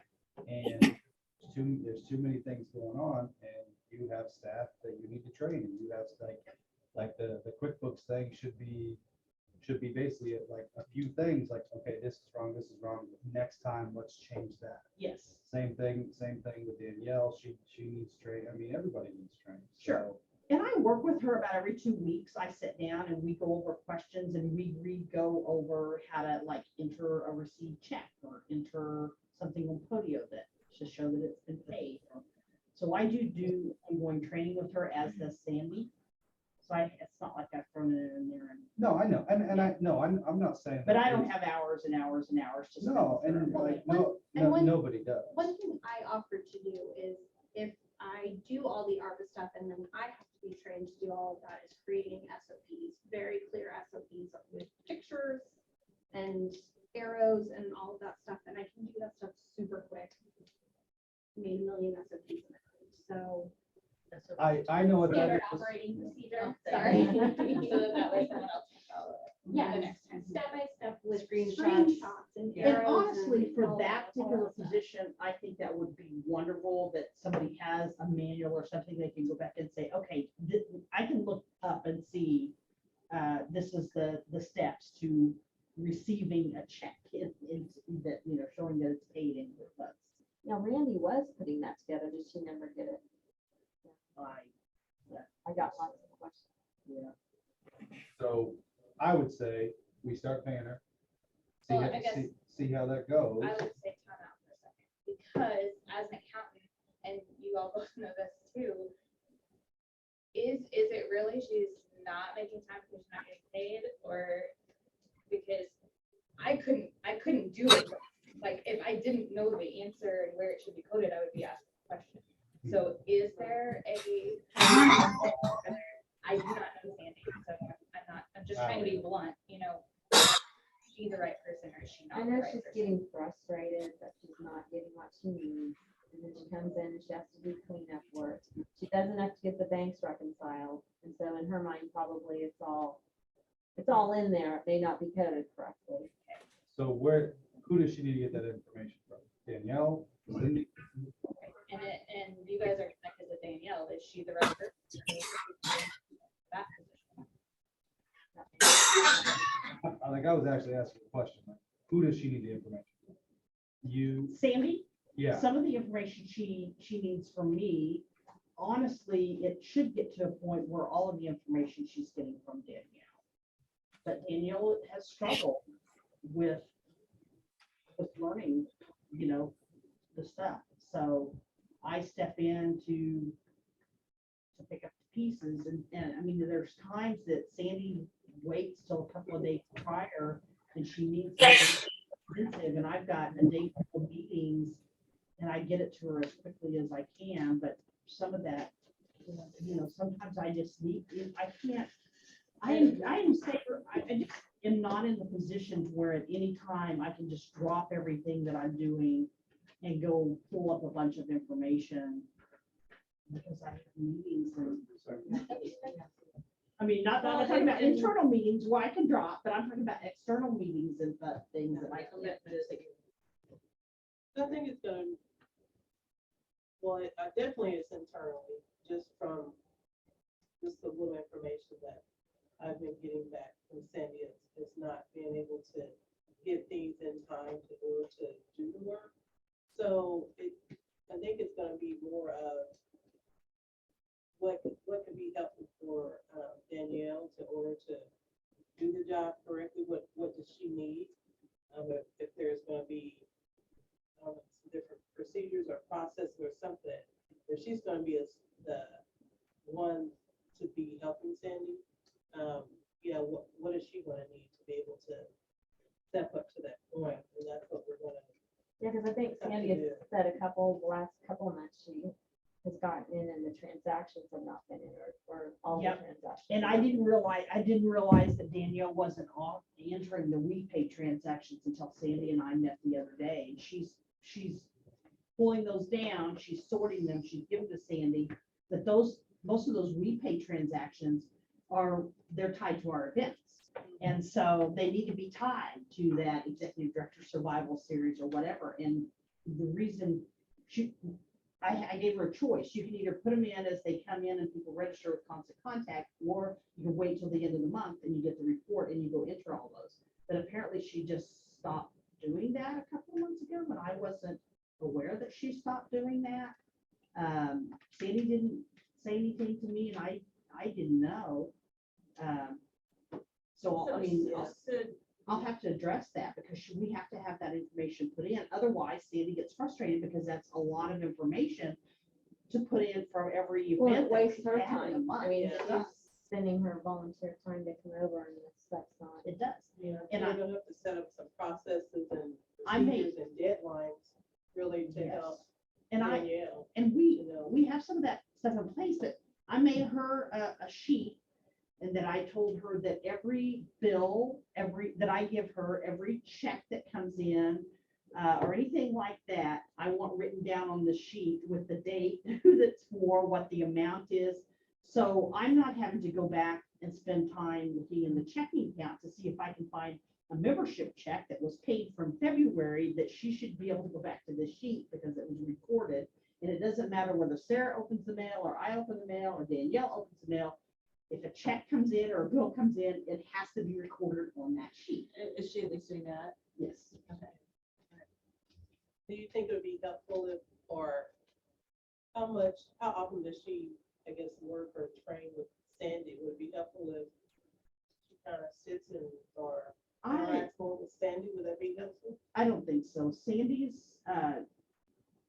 can be kind of harsh, and that Danielle's for it. I mean, did Danielle take the QuickBooks? Don't we have one of our programs is QuickBook trainings every so often? She was on it, she was online. Yep. Not for group. Oh. One of the challenges with this is, if we can't pay Cindy, how do we pay somebody to do the books? One of the reasons why I suggested Sandy is that she is on Trade Bank. And we have trade dollars there, several thousand, like $7,000 or so, that we could use trade dollars rather than cash.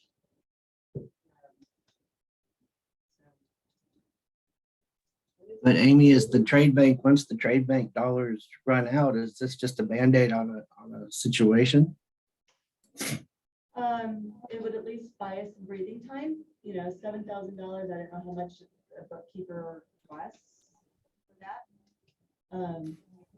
So what would the plan be in 3 or 4 months?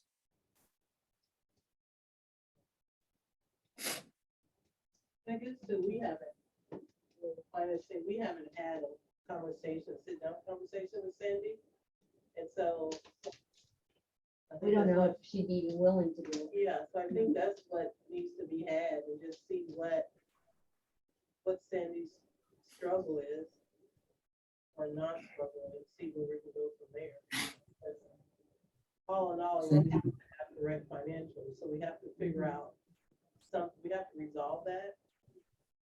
And Well, we're getting ready to work on budget for next fiscal year, and I need accurate numbers to be able to work on budget. I can't be saying, And we need accurate numbers in order to board recruit. I mean, back to that point, Yes, I can't tell anybody to join the board when we don't have the information to know what's going on. So Cindy, if you were to make a recommendation, what would it be?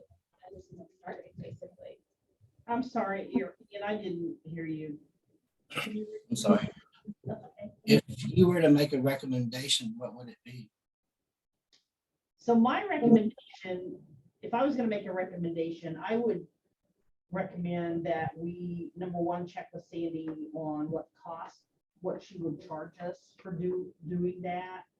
And potentially, you know, if we can find a way to pay her, and if it's through trade bank or whatever, try that out and see if it works out any different than what it's worked out as a volunteer. That, I guess that would be my recommendation.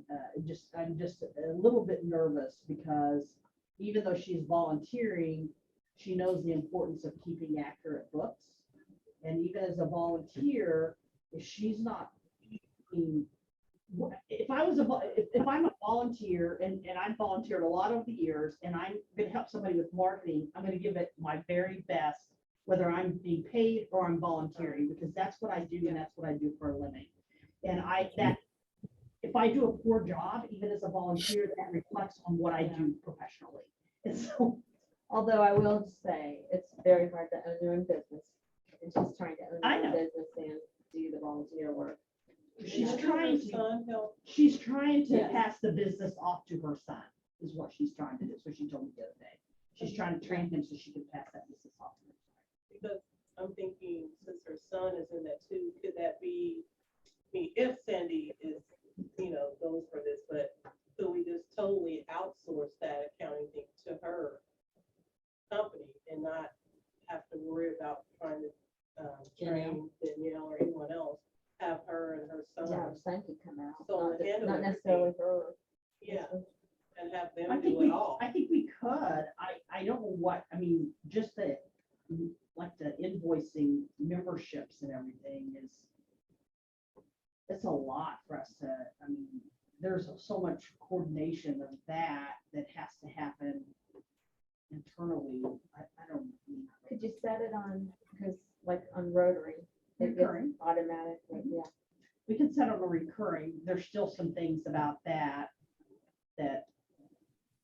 you know, are struggle, but we can certainly do that. And Danielle set up some recurring invoices and people didn't renew, and so the invoices. Yeah, yeah, yeah. Or it was for office space. And So it just, since this isn't a board meeting, we don't really have motions and approvals and things like that. We can't make any solid decisions at this point.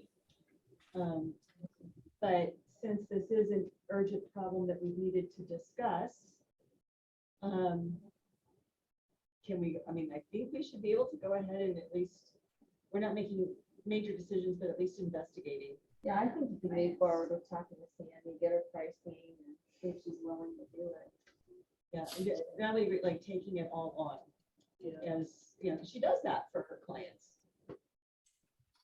So, yeah, I mean, it's more expense, but when you know what the books look like, then you can make some decisions for programs and potentially make some more revenue and move on down the road. Yeah, So I think, Sandy can use her time doing. I not mean, yeah, Sandy, but that's, Cindy. I mean, that's the biggest concern is Cindy has to be in the weeds too much. Right. And It's a huge Cindy concern. is currently, our only source of revenue. I'm sorry, and Ashley as well, and you're new and you're creating revenue with grants and stuff, but you don't have a development director, right? So you don't have that fundraising aspect, you have the grants, but so the way we pay people is if Cindy's not doing the little shit, the little, excuse my language, the little like bull crap that she has to do versus going out and making a contribution. So I think if we shift that, where Cindy is now the CEO, fundraiser, and consultant, making sure we're making money that way, then things start to turn. Because that. No, you're right, because I've been caught in the weeds for a long time, taking care of small things eat up my time. And that, and Eat up again, so like, much time. just from a basketball standpoint with our head coach, like, you gotta be comfortable with that. You have to be You have to let comfortable go. with like, Yeah, hey, absolutely. hey, I'm nervous about the books. Okay, once we start paying Sandy, are you gonna be unnervous, or are you still gonna spend time with them? So. Well, then that's the thing. I really don't spend much time with it. But it does make me very nervous because when we hired somebody, I'm like, okay, I can let go. And then when it didn't work out, occasionally I stick my nose back in QuickBooks, but I can assure you that I'm not in QuickBooks all, because I don't have the Yeah. time. You I just don't have the time, I and don't then have the time. But then it makes me nervous because something happens, like things aren't getting recorded, and I'm kicking myself because I'm the like, other thing as is the, then. as the CEO, I should know this. But I always tell staff, like, I don't have time to micromanage, and if I'm micromanaging, there's something seriously wrong, because I don't have time to do it. So it's. She really doesn't it's- either. it's- It's the first boss I've ever had that said that and then actually did it. It's not hard for me to say, here, this needs to be done, you do it. It's not, unless I get uptight about the finances. Like I tell everybody, I get uptight about the finances. If you're not doing the finances and billing my members and that kind of stuff, then I get involved in my stomach, because we have to have an accurate accounting of our funds, and that makes me tense. But I think I'm pretty good about just saying, here, this needs to be done, you go do it. Because I don't have time. I gotta work on other things. The decision is finance committee, talk to Sandy and see what the cost would be and whether she'd be willing to do it for her son combination. And then. Plan maybe A, we may have to go to plan B. Yes, yes, exactly, but at least we can start with that. And either reassign Danielle or make hard decisions there as well.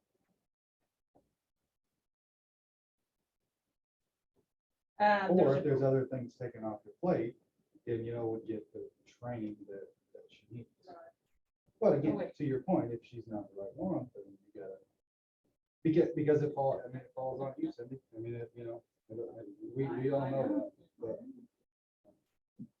And I'm constantly looking more and more for what other weedy things I can take off my plate that I don't, and Sarah's been also really good about saying, for me to be able to say, can you take this, or will you take this, or just offering to take certain things when she sees it. What is her Vista response for title? She's But she's not, not- she's okay, I thought she administrative was. assistant. She's a support from administrative. So Aaron points out, do we need a break, and do we need to invite Chris back for another day for 6 weeks so we can handle some of this stuff in the meantime? Thank you for being patient with us. Yeah. So, yeah, so you guys can't see, Chris has written fiscal issue, what does success look like? But yes, I could use a break myself. The other thing you guys can't tell is, Sarah went to go get the supper. There was some, there was a ball dropped. I will claim the ball being dropped here.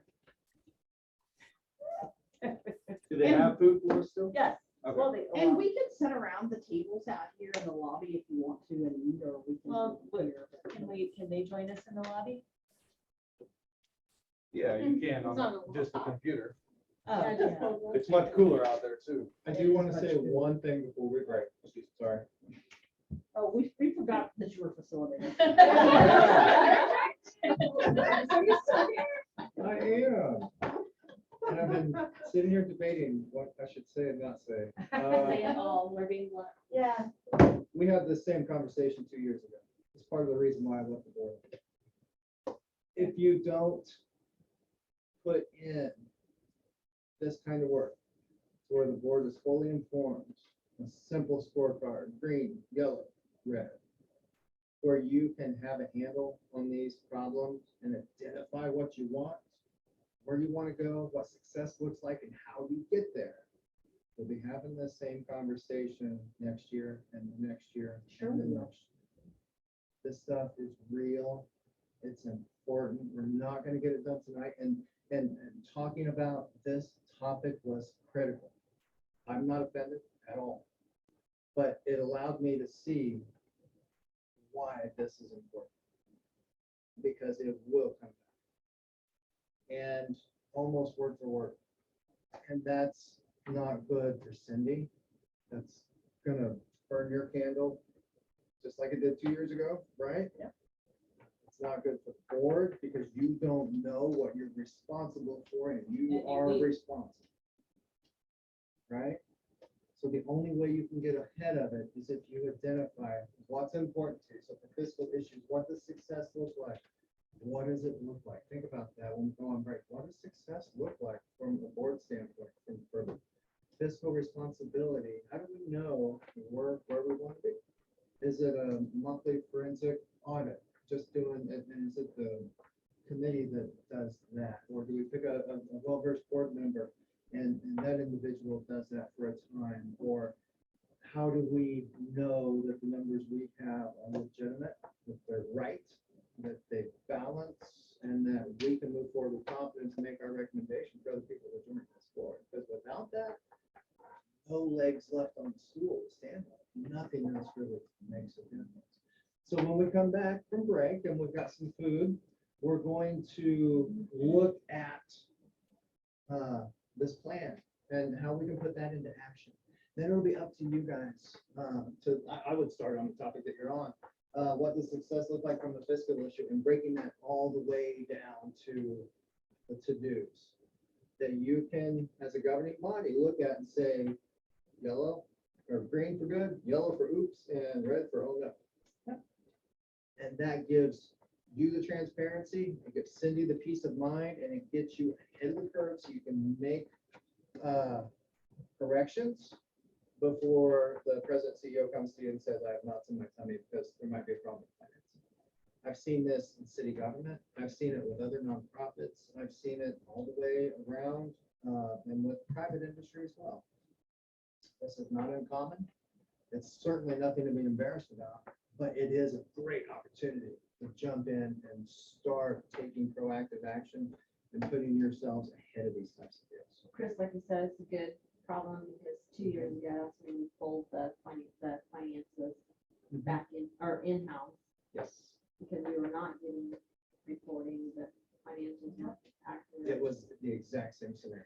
Yeah. It's a volunteer. Mhm.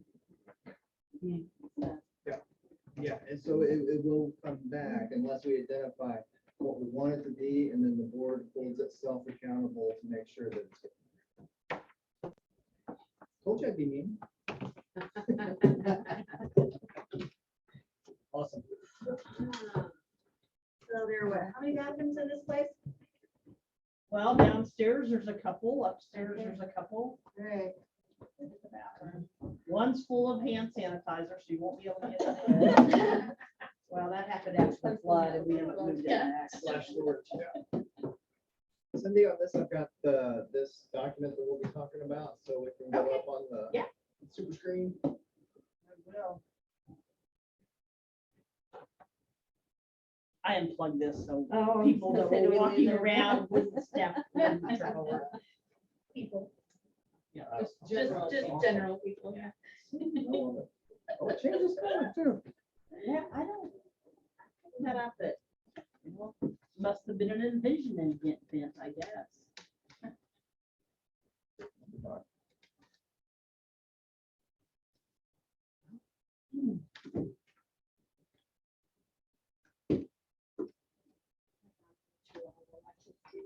Oh, that's Oh. Cutest. Oh my goodness. I've got a cat that likes to watch the YouTube videos of the little birds that flew out there. Yeah. Keeps trying to, That's like, where they go? They flew off the screen. They're gone. I fostered a blind dog and we would put on dog TV for blind her while we were dog? gone. A blind dog? Oh, blind. Blind dog, sorry. Blind dog? No. And we would put on dog TV and it's really weird. Like, have you ever watched dog TV? No. it's super weird. Like Is the it? colors are off, but it's like very like, sounds like yoga music, like very zen. Interesting. Maybe my dog needs that. My It's dog likes pretty wild. music. Yeah. It's the weirdest thing. Yeah, because that was one of the first things that like when I was researching how to take care of a blind dog, it's like, don't leave them in silence. Like that's super cool if you leave the house. Like, it's just, I wouldn't even have thought about that. Yeah, that's true. I know, that bothers me all the time. Same with the ones in my office. I'm I'll go just like, straighten them for you.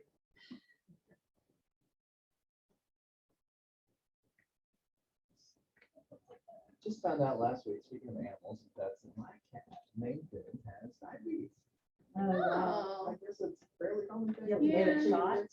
Yep, twice a day, 7 a.m., 7 p.m. Oh, wow. Yeah, something. And How it's my old? son, it's my youngest son's cat. My youngest is 19 and my youngest is type 1 diabetic. Has been for 3 years now. So we thought, okay, that's. just- what? Make So sure- when you- Identifying with family. How did Yeah, you right. figure out that the cat was diabetic? Like, how did that? Real lethargic and have to clean out the litter box every day because the urination was Oh, just, yeah. you know, they've been constantly drinking water and just not actually like themselves. Yeah. It's huge. It's the only cat we can hear coming down the stairs. And he's not bad, he's just a big cat. Yeah, Maine Coons are big. Yeah.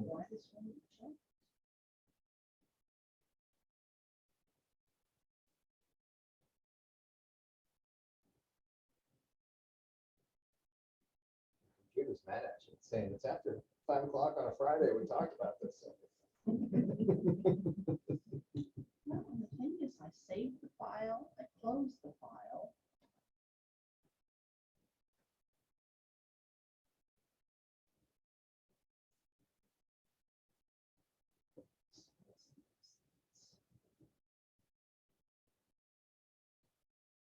I hate to just pull your drive out without a check. Oh, shoot, don't worry about that. Not By worried. the I'm way, gonna live thank you dangerous. for sending my husband's. Did she reach out to him? Yeah, Oh, and he cool. had an interview this morning and he's Oh, gonna okay. try and do an internship. Oh, great. He's like super excited about it. Okay. Yeah, he's like so excited. Well, she reached out to me when I went and asked her, and that's what she. All right, Chris, it's not on here. Good. Yeah, he's so excited. So I went home and had a long lunch since I was gonna be late, so we went to lunch and he told me all about it. He's so excited. Oh, good. And he kind of paused school and he's like, now he's like, wants to restart. And Oh, wow. so he's feeling very inspired, so. Well, that's a good thing too. Are they? Yeah, Yeah. yeah, I think he's just happy to have an opportunity to get out of the restaurant business. So, Oh, that's exciting. Okay, good. so thank you. You're welcome. We had 13 interns. Yeah. A lot of interns. A lot of interns. Maybe 13. Wow. Ooh. They did it, was it last Friday, they went and did the escape room. We Okay, had them go do that as a team building thing. fun.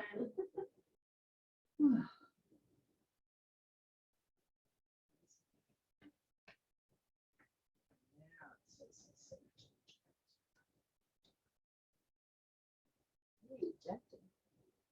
The USB drive. You not have eject your USB drive? Not normally, Really? no. It's not possible not to eject them. They say that, but nothing happens. Well, I'm paranoid about lots of information. I'm not just paranoid about QuickBooks. I'm paranoid. Now, are we still recording? Or- Oh, gosh, yeah, we probably are. Just recording the break. I can pause it. Great. You'll lose the paper. I wasn't a teacher, but Look. Aaron has a jacket on. He's rubbing it in our face. Holy cow, what's going on there? Oh, I'm in the basement and I have a fan on high, and And I got cold during the last little thing. And I'm never cold. I'm never cold. Hashtag Aaron Walker. We're pretty close. Right? Dang it, Connor. Pretty typical.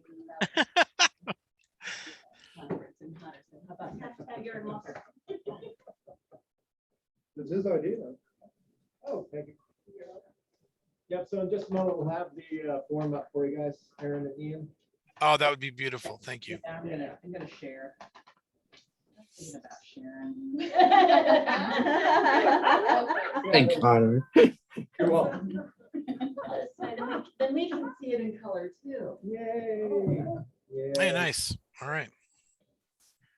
So, Ready? this is pretty straightforward. It's nothing fancy, nothing you couldn't have made on your own. And so this can be duplicated, customized, however you want to set it up. But it starts with the identity and purpose, your measurement and execution, and your communication. So I think it's important to identify what the urgent issues are, figure out how we're going to measure and execute the solution, how we're going to communicate that down to everyone else. So the first thing we want to do is list out the urgent problem area. So let's just start with the fiscal issue, because that seems, very urgent and it's on everyone's mind. So it's a good place to start. So under the urgent problem area, let's list out what the issues are. And I'm going to turn this over to you all. I wouldn't do, since we're limited on time, I would just do a couple of the most important issues you're concerned about from the fiscal side. And let's list those in that box right there. And Cindy, if you don't mind kind of filling these things in as we go along. I think I can do that. But it's kind of down in the weeds for me, but. Yeah. But it is a spreadsheet. It is a spreadsheet, and I do like Spreadsheet. those. Yes, you do. And I see that the food is arriving. There it is. Work through it. So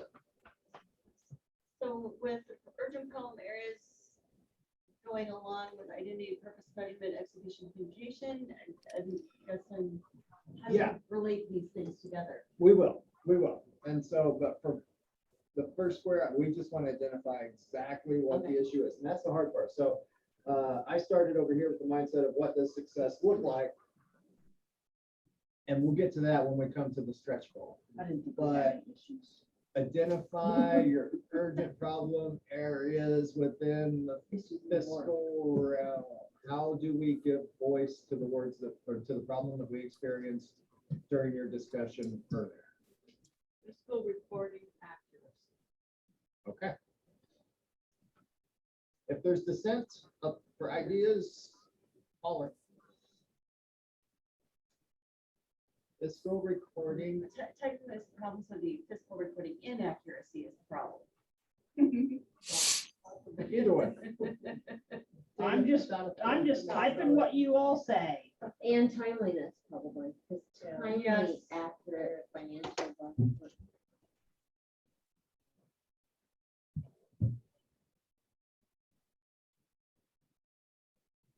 Timeliness. Okay. Or lateness. Yeah. That's one. Yeah. Lateness. Almost blatant.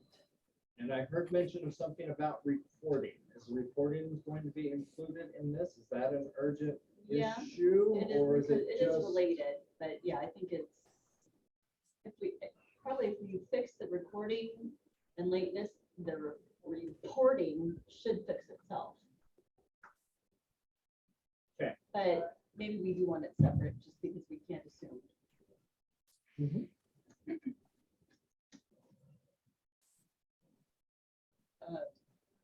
Probably is semi-urgent is how we're gonna pay for it. Yes. mean, I we wouldn't- have the- I wouldn't do that just yet. Okay. Because what I'm doing now in my mind is I'm separating between strategic and tactical. So we're kind of moving into that tactical arena, but for this box, we want to keep that strategic. Would CEO roles and responsibilities be that? Could So be. CEO That's another way of stating that. slash CFO, Mhm. removing the slash and the CFO. Slash HR director slash Well, marketing so the director. problem, Slash problem maintenance. though is The CEO, that's the the problem. CEO, problem is that the CEO is having to oversee this. That's the problem. So we've got CEO roles and Staffing issue. responsibilities, we've got financial reporting. So, we could call it workload distribution. There's a lot of different ways you can say it. I like workload. Okay. So that would replace. It would replace, yeah. Oh, sorry. Girl, that would replace me. Yeah, well, CEO workload. Automation.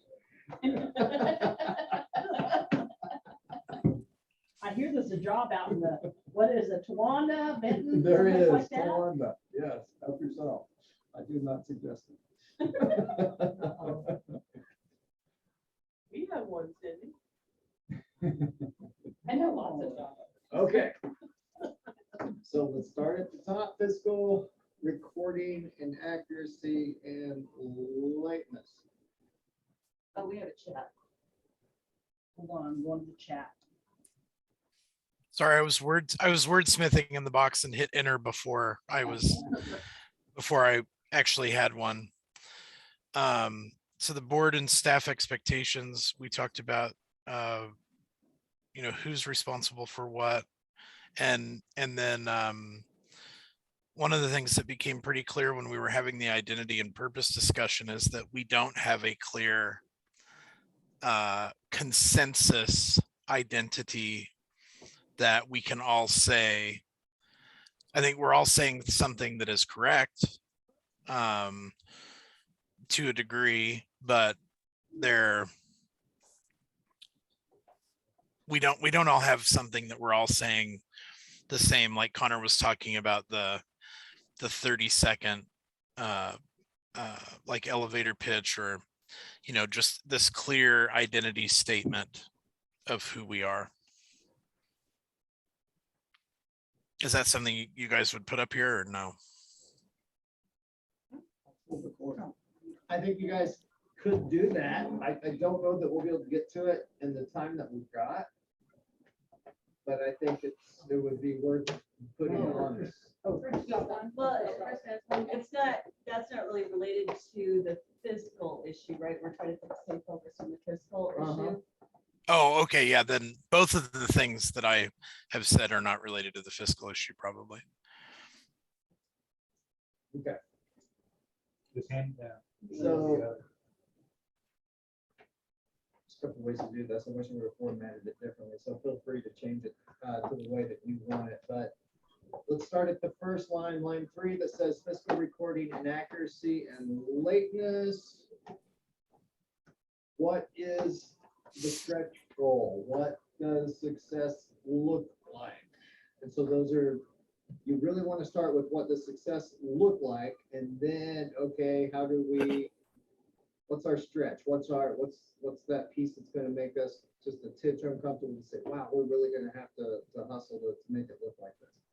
So we'll get to that point. Let's start with what does success look like for fiscal recording and accuracy and lateness issues.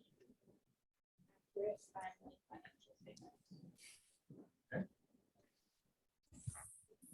Before that, I think it's the input to make that happen. How soon is. I've had committee meetings, setting so that they can do that. Yeah. All right, so the fiscal reporting, that piece would be financial information is entered correctly, accurately.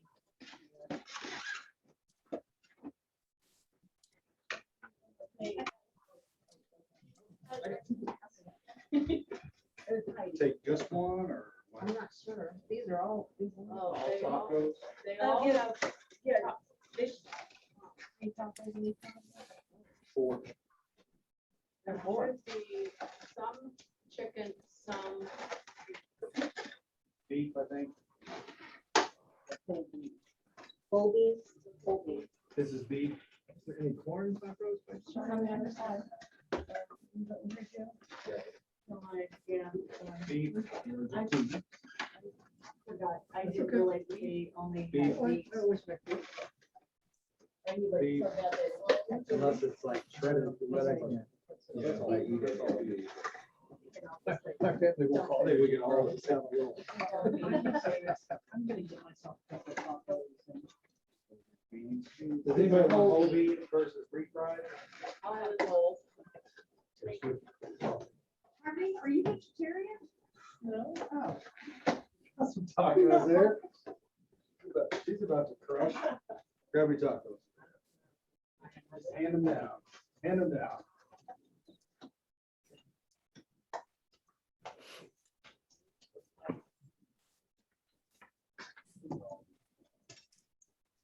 Yeah, I'm gonna put you to work, Cindy. I'm gonna make some changes to this based on our discussion. So the second and the third item in urgent problem areas, let's put one of those items per box. So financial reporting will go to measurement and execution. Good job. 'Cause we're gonna need all that space. I was gonna use a smaller example, but I have to. And then she, did we find any chicken? I don't think so. Hot and mild. Who wants mild salsa? Mild salsa right here. We can share this one. Hot and mild. Spoons for salsa. Here you go.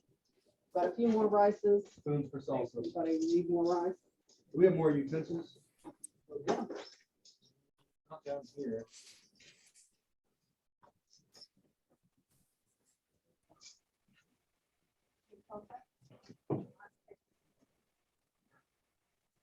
Okay, so now we need to, we're getting our brains energized here. We need to think about the tactical execution. So tactical is in the weeds. This is the daily work. This is how are we going to make that goal happen?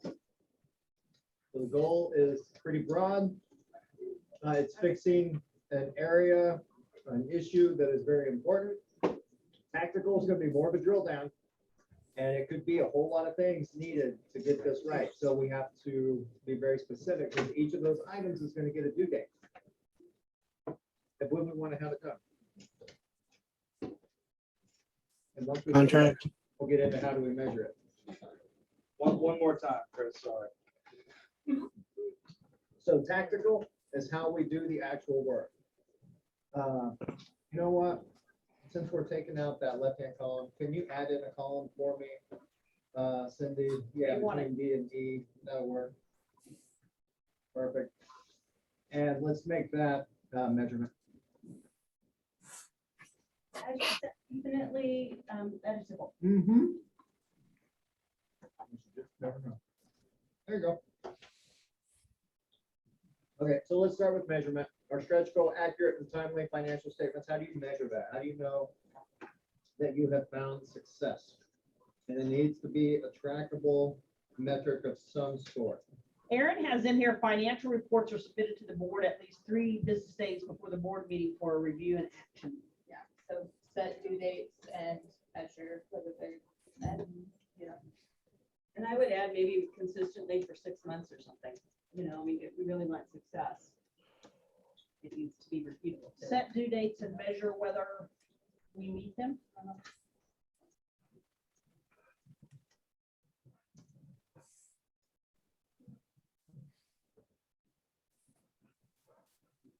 So setting the due date is an action, so that would be a tactical execution.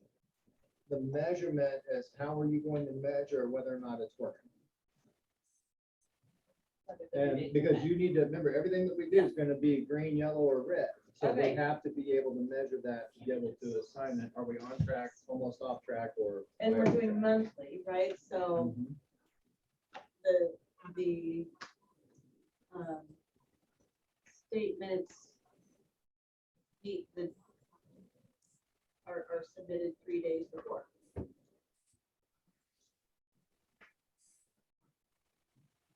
How do you know that your financial statements are accurate and timely. Those two words there, timely and accurate. They're very different.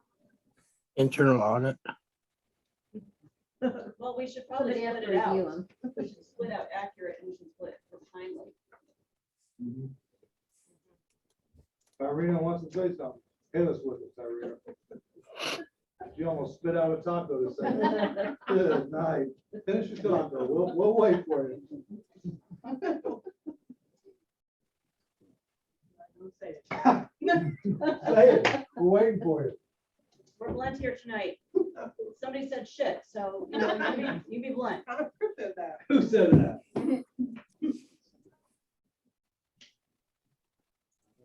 It's hot as shit in here.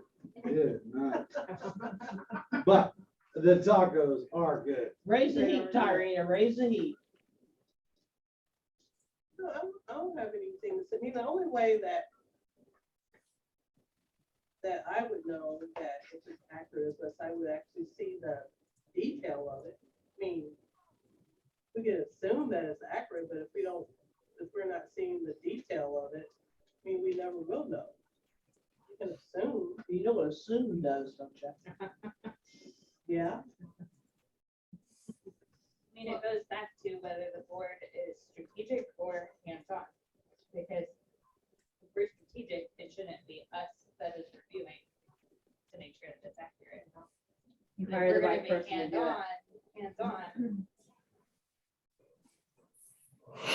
It's gonna really be that, we're gonna have to be able to trust, the bookkeeper, record keeper, accounting, or whoever we want to call it. Trust that they're going to do the financials accurately and correct. We have to feel so that would trust. we, so do we start by reviewing monthly every single transaction? No, And who is volunteering to do that? or spot check. Why, actually, you got your plate. I think spot check audits are Sarah. Well, spot check The coding? entries. Then you see something that like, oh, that doesn't look right. That's what I do now. Oh, that didn't look right. I would really pay attention to the actual budget, actual comparison budget. If we see something that looks weird, then we can, question that and say, to question it. Because I'm thinking if we're monitoring the monthly and looking at the budget, the actual reports, and if they're looking close or kind of matching, it shouldn't be anything really out of whack. Unless there's something weird there, like how we look at the membership, then that's when we could question, but if they kind of comparing them monthly, I think we should be okay. And if there's a particular entry that's problematic, putting it in membership check in the right place. That should be an automatic, let's look at that line item every time we're in it. Yeah. Are we any closer to measurement here? No, but you're doing great on tactical. Tactical's great. What's your I measurement? didn't capture any of the tactical, That's sorry. okay. So how do you measure? What does success mean to you? Is it a error percentage? Is it within a certain range? Is it, Well, here again, I think we need to separate accurate and timely, I agree, somewhat accurate. because you can't, there's not gonna be one measurement for both. Timely is whether it's done by the due date. Yeah, that's pretty easy. Yep. Accurate, there's something. Right. I mean, is it error percentage? Do you spot check until you don't find any errors and then assume that it's accurate? Or as a board, do you want to go deeper than that?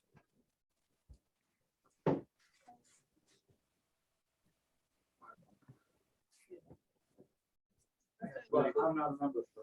Somebody asked me, no, that's CPAs not need real. to decide this offline. I'll say just monitoring the budget to actual report. But what's accurate? I mean, compared to what? Budget to actual. Okay. Is that a reconciliation? or- Yeah, I mean, Cindy was. but you can look at that Very report and see.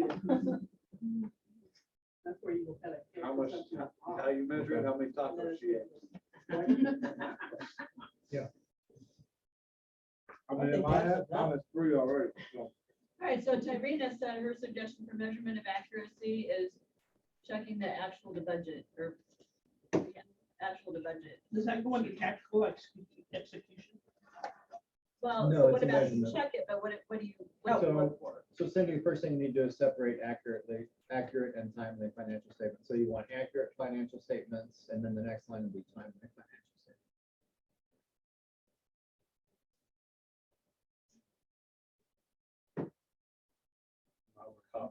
Copy paste it and then delete what you need.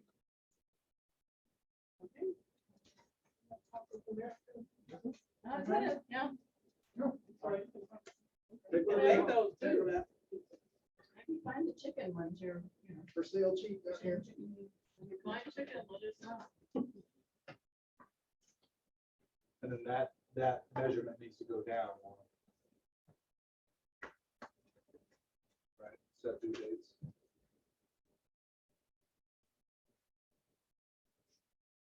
Yeah, and then it would just be, accurate, or for timely, it would just be set. But I need you to set the actual due date, if it's X amount of days before the board meeting, or whatever it was that was mentioned. So what Aaron put in the chat, that's good for the measurement for timely. Do you think 3 days before the board, do you think is enough time? What have you typically been set? Well, the problem has been that the information wasn't available. Because the board meeting is the third Friday. Sometimes the third Friday is the 16th of the month, 15th of the month. And that really pushes everybody to get closing out of last month's stuff and get everything in. Sometimes it's like the 21st. That gives them, so it's hard because that's what happens. I think that's why things start happening as timely as possible, because that shifts back. Let me ask you a really easy question. Can we just move the board meeting to the 4th Friday of the month?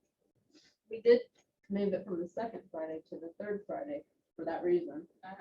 But yeah, it's coming out that it's not really enough time. The struggle with. I mean, because if Friday morning is Friday morning to me, it doesn't matter if it's the 3rd or 4th. I don't know about everybody else. The but- struggle with that is the fact that we end up running into holidays, especially towards the end of the year. That fourth Friday will be Thanksgiving weekend. Christmas. Yeah. I mean, yeah, but that's 2 months out of the year versus the other 10. I mean, I think thought the would be other you could thing move is- those two special and then keep the others for the 4th Friday. I think the other challenge with the fourth has been Labor Day and Memorial Day, where people sometimes travel and they leave on a Friday. That's, it doesn't matter to me. The other thing you could do is put up the first Friday and then just be reviewing the previous months, because then you're only like a week off. I think we should just do it the 15th of every month. Please don't. Yeah, that's a bad idea, especially for tax preparer. Now the 16th, we might be able to compromise. We do it the 16th of every month. Sometimes it'll fall on Sunday, sometimes it'll fall on Saturday, sometimes it'll fall on Monday. Or some could say the 15th is just the 15th for me. I would second that. Well, as somebody whose birthday is November 15th and she does tax returns. No. Not a good thing. So every place I've worked nonprofit has said the 15th is the last day that you should be getting financials for the prior month. So are we saying that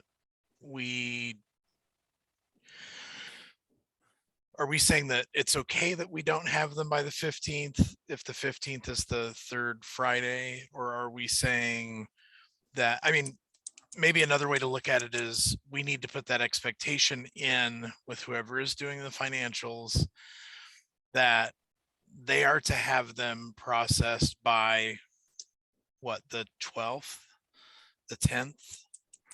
the second Monday. I don't know. It just feels like if we make it not acceptable for them to not be to us by the 15th, then I feel like that's not an unreasonable request. It has not worked to this point with Sandy, but is that because? Well, it worked until December of 2021, which I can't figure out because we've had them timely all up until that point. Then all of a sudden, everything just kind of. But that's when Danielle started, right? Well, it's not just Danielle. I had Randy COVID. left. I had COVID and was out of the office for. I ended up being out of the office for 6 weeks. That contributed to part of that. So I don't know. I'm not like a numbers person. So when I bet you can add up how much money you raised. yeah, I got that. I can brag about that. So what, why does it need to, why does the 15th matter? Can someone explain that to me? Well, the statement. So why we want, We don't want it on the 15th is because we're busy at work. those two guys.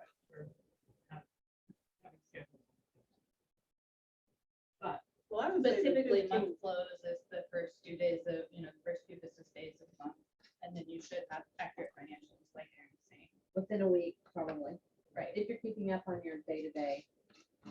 And so if we're saying we're going to ask Sandy to do this full time, and we're kind of removing the Danielle aspect, I think we can expect on the 12th of every month. Okay.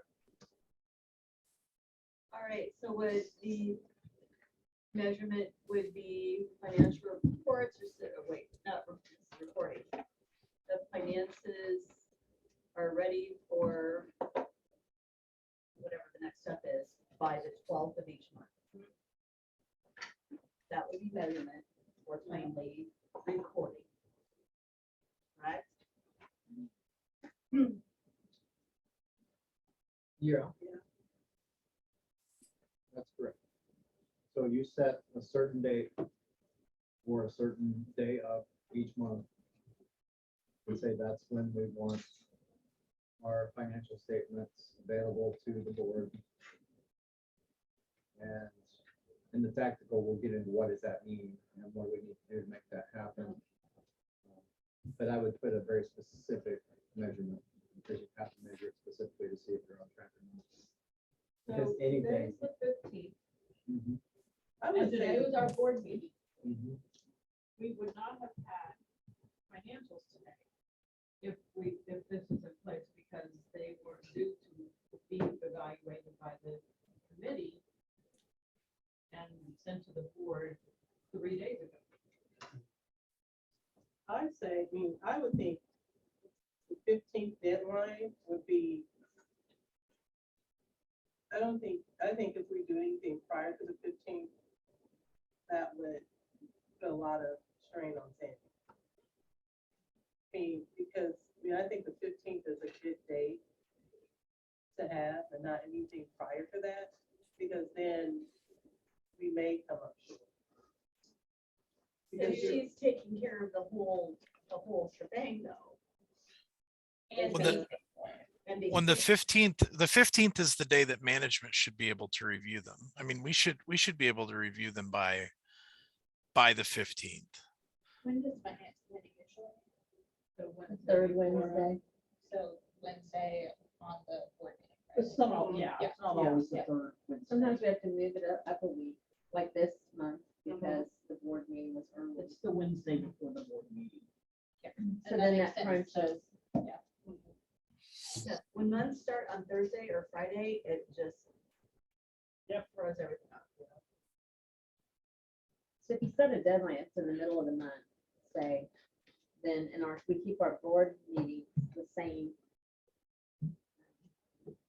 time every month, then you may have to settle for the board is not looking at the most recent financial statements, and you rely on the finance committee to do our job to review that information and send out an email or something that's after the board meeting, but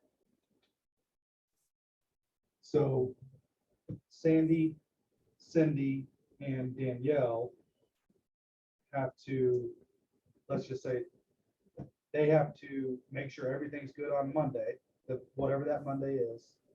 Then the committee meets on Wednesday and the entire board sees it on Friday. The entire board better be see it before Friday. I mean, We'll see it Wednesday, like right after their meeting. Right, so then that probably needs to be set up at tactical, because Monday, Sandy, the third Monday, whatever that is, Sandy, Cindy, and Danielle all need to meet together and be like, okay, where are we at? Well, I don't think we can identify it as the third Monday. I think it has to be identified as the Monday before the board meeting. Yeah, sure, Because whatever, Right, right. whatever. Mhm. So that would help us with accuracy and time. Because you set all those things in place. So now all three of you are meeting about it. You see stuff that you need to see, and then Sandy gets a better feel, Danielle gets a better feel. And when Danielle has a meeting of Monday, like, my stuff better be set, because Cindy and Sandy are gonna be on me if I'm not. That's well, it's holding each piece accountable so that you can That's how you- accomplish the that's how goal, you I fix guess. that problem. Okay, so we're getting closer. So let's go back to measurement. What's our final answer? For which one, accurate or timely? Accurate. Accurate.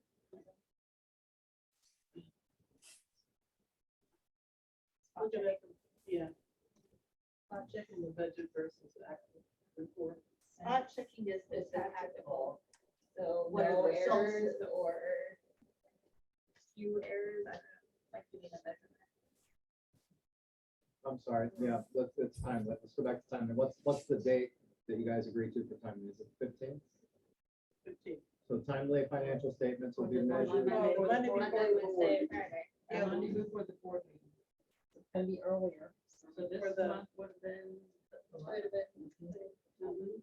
So an accurate measurement would be, the financial statements are ready for the board. What do you have written in the green there? Monday before the The board Monday meeting. before the board meeting, every month for 12 months. So I put that That's under a measurement. Yep.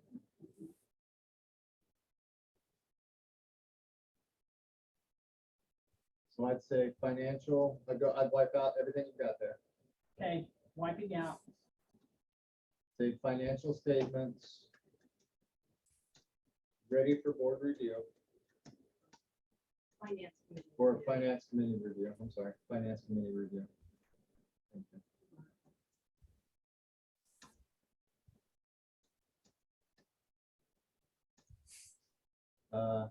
The Monday before the board meeting. Every month for 12 months.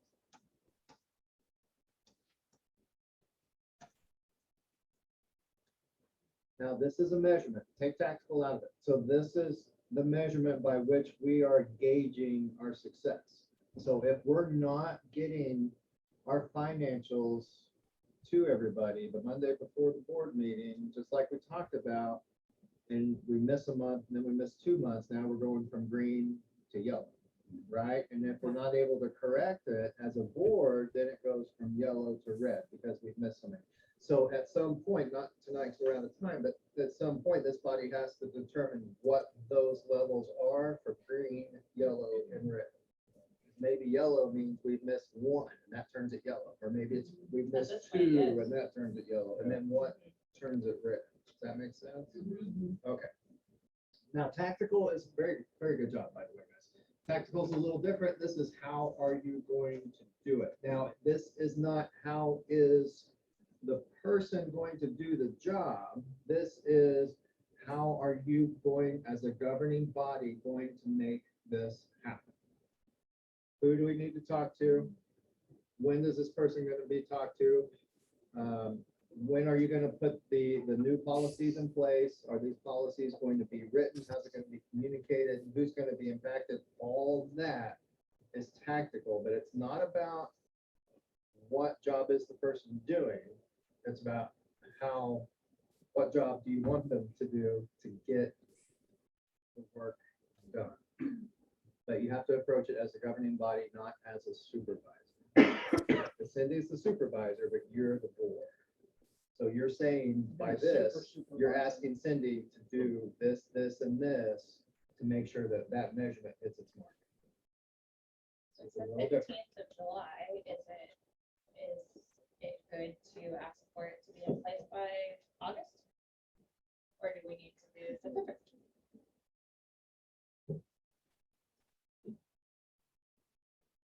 I think September and have to start the conversation now. Yeah, start the conversation now, but. Because we need to ask her if she wants to do it full time and all the things that's gonna be the process. And figuring out meeting times for meeting her and Danielle and. And Cindy, this is where you provide feedback to the board to let them know what potential reactions could be. And it's not uncommon, just so you all know, to have 7 or 8 tactical executions for every measure. One of them could be Cindy runs from the room screaming. Right. That's one of the options. So tactical for this one would be the piece about Debbie and Tyrena talking with Sandy. Okay. Yeah. I would start with revising your policy. Oh. Yeah, I'd take it up, but keep that. Yeah, Yeah, okay, keep that. okay. So I'd Actually, start that is with our revising the policy. policy. It is the It policy. is a policy. Yeah. That's current policy. Awesome. The Monday, Debbie and Tyrena talked to so the Monday before the board meeting is a good one. Sandy. It's the week of the, Oh, the week of. well, okay. the date of our finance committee meetings, which was the Wednesday before. Okay, all right. So Did we get we that right? request that, Debbie and Tyree talk to Sandy? Okay. So you'll need a due date for that. And we don't have to do the due dates now. We can just make our list and then build the due dates around that list. Tomorrow, July 16th. Get on it. Both of you. Yeah. what's reasonable? 7 By o'clock the on end Monday of over the drinks. By July 30th. Yeah, so I would say Debbie and Tyrena review the policy with Sandy. I mean, I would alter what you have there at column F, line 4. Yeah. Debbie and Tyrena do what now to Sandy? Review the policy with Sandy. Take it through. You're doing great, Cindy. Okay. And then the talk to Sandy would be, talk to Sandy about being paid. And it would be being paid for taking on more, right? It's not just being paid for what she's doing now, but taking on more. Yeah.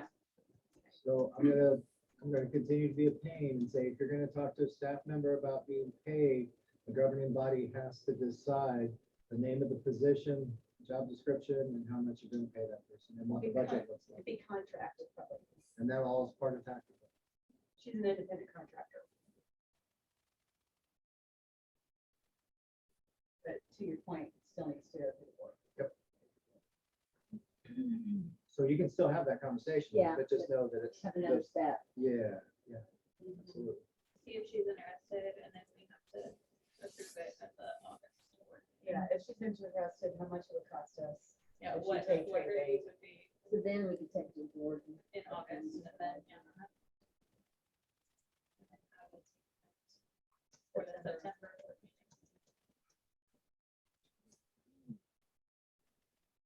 In August. And I could go on the due date. Yeah, that's Hmm. fine. Yeah, keep it there, Cindy.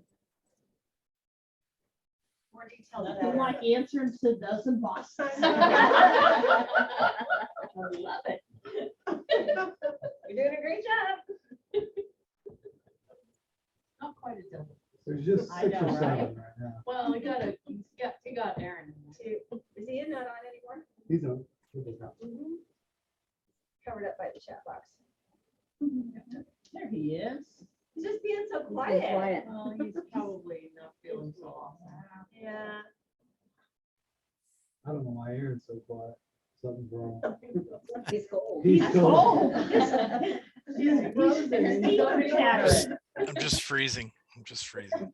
We're so glad to hear it. I muted so you don't hear my teeth chattering. I thought that would be too much. It's starting to cool off in here though, So right? is that- As the sun goes down. As the sun goes down.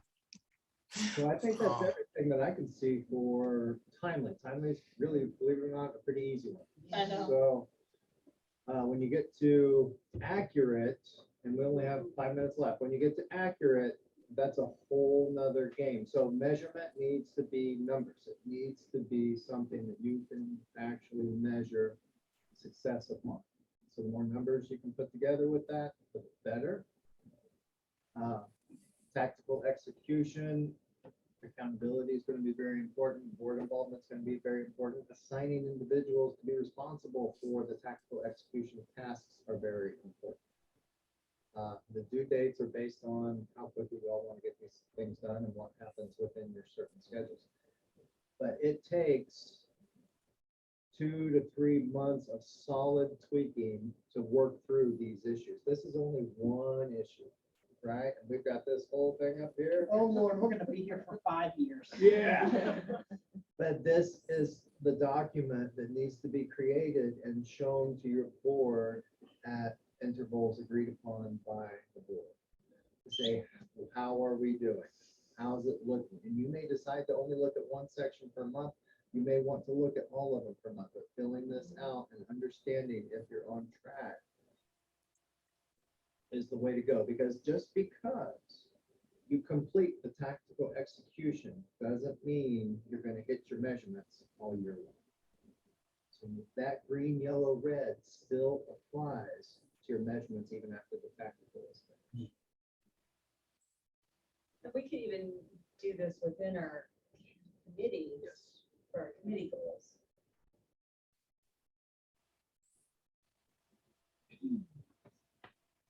Y'all have any questions about the process of them knowing that you can make changes to this document? And I apologize to those that I gave to turn the documents to that are now just good scratch paper. But, any questions about difference between tactical and a measurement or a stretch goal? Or The stretch Problem goal area. really was what success looks like, right? That's for this particular incident, yes, it was what success looked like. But a Okay. stretch goal for something else like number served, that would be how many people you want to serve in a year. And it needs to be beyond your comfort level. And pardon me for the term, but not so sick that you're throwing up, but you can feel the butterflies. You want to stretch enough that you feel the little butterflies in there. But if it's enough that's keeping you awake at night, that's probably too much. But you want to say, ooh, yeah, I think we can do that, but ooh. And that's how you keep stretching. And that's how you keep growing. Same thing for membership count. And understanding how many startup activities you want, how many consulting activities you want. Building a board, what that looks like, what are those processes? Coming after you later, Amy, I know where you live, and actually I don't know where you live. I know this way. Taking a picture of it. And community involvement, how many events outside of what you're currently doing, and that's important, outside of what you're currently doing, do you want to attend? What does that look like? Who's going to do them? How do you choose what to go to and what not to go to? What's a good fit? What's not a good fit? That plays into word of mouth and some of the communication pieces that we talked about. But if you don't have those pieces set up and you're not stretching yourselves and measuring it and are clear on tactically how you're going to execute those and giving yourself due dates for that execution, and it's really easy to forget about it. And it just goes by the wayside. I know it's a ton of work, but you can stretch that work out over time through your committees in the boardroom, and it will pay dividends. I guarantee it. Can we not stretch it out over 5 years? though? No, you get to determine. I wouldn't give it any more than 3 months. That's not. Yeah, no, Yeah. especially especially with these issues, I think that we've talked about tonight, we need to move forward on this fairly quickly. And with the consent agenda format, and we can make sure that we spend more time, have more time for this kind of stuff, and maybe not put so many things on the agenda. Yep, and again, just as a reminder to bring this all back home, when things go yellow, when they go red, that doesn't mean we start casting blame and start looking around and pointing fingers. That means we say, what do we know about the problem? You know, is this an adaptive issue? Has the world changed outside, or has our world changed in here? What's different? How do we address it? Let's come up with some ideas. Let's ask our team for ideas. Let's ask our board for ideas. And ask our membership if we need to for ideas. And that takes the sting out of the issue, that leaves the concern of, we need to fix this. I don't like seeing this, at the board meetings, this yellow or this red. Let's get that switched.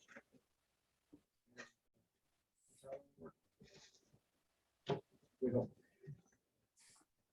Well, it's 8:01. Thank you so much, We made Chris. it. Nice job, Chris. Oh, you're welcome. And I'll let you know, Chris is doing this pro bono as a donation. Wow. Thank you, Chris. Much. I think the Thank you for doing it. tactical execution is for Chris to join the board by August 30th. Daily phone calls. On his cell phone. Exaggerate. Until. Yeah. Well, I did mention to him today that Goodwill is a member again. So, just having to mention that. I don't know yet. Don't know what the boss is going to want me to do. Find out. Well, we totally appreciate you Yeah. leading them with us. Thank you. I appreciate it. I'm glad to do it. And thank y'all for coming in. Really. Friday late, hot day. Free food. Pretty good. Yeah, except, sorry, I forgot El Mexico, either they don't have corn tortillas or you have to ask for them. That was great. Delicious. Yeah, just check it out. Amy, did you Alright. eat flour? What? Did you eat flour? No, I took the stuff out of it. That's what I did. Yeah. We do have some apps. Let's see. Let's see, that's a cake. Show. Yeah, show, but we do have some extra. Sarah, there's extra on the table that weren't warm from the original order. Sometimes we make it. Oh, wow. I was ready at 5. So we have well, I'm sure my husband would like some, if they want to take I'll some. take a couple. Those Cindy, are is there a good. certain trash can or trash bag or anything? Sarah's got a trash can here, but we can pick it up. That dog ain't gonna hunt. Well, no, Why Why don't we just leave it, we'll pick it up, don't worry about it. Leave it here. And Cindy, you've got a hard copy or a digital copy of that? Yes, spreadsheet? sir. And I think on a positive note, excuse me, that if we get that figured out, a lot of things get figured out pretty quick. Yeah. you're right. It'll, if we get that figured out by the end of That August. discussion interrupted a lot of Yes. meetings. Yeah, so we get that figured out, she gets her time back, she can go fundraise, get all the consulting jobs she can take. Everybody be paid, we'll be hiring other people, I'm telling you guys. It's like.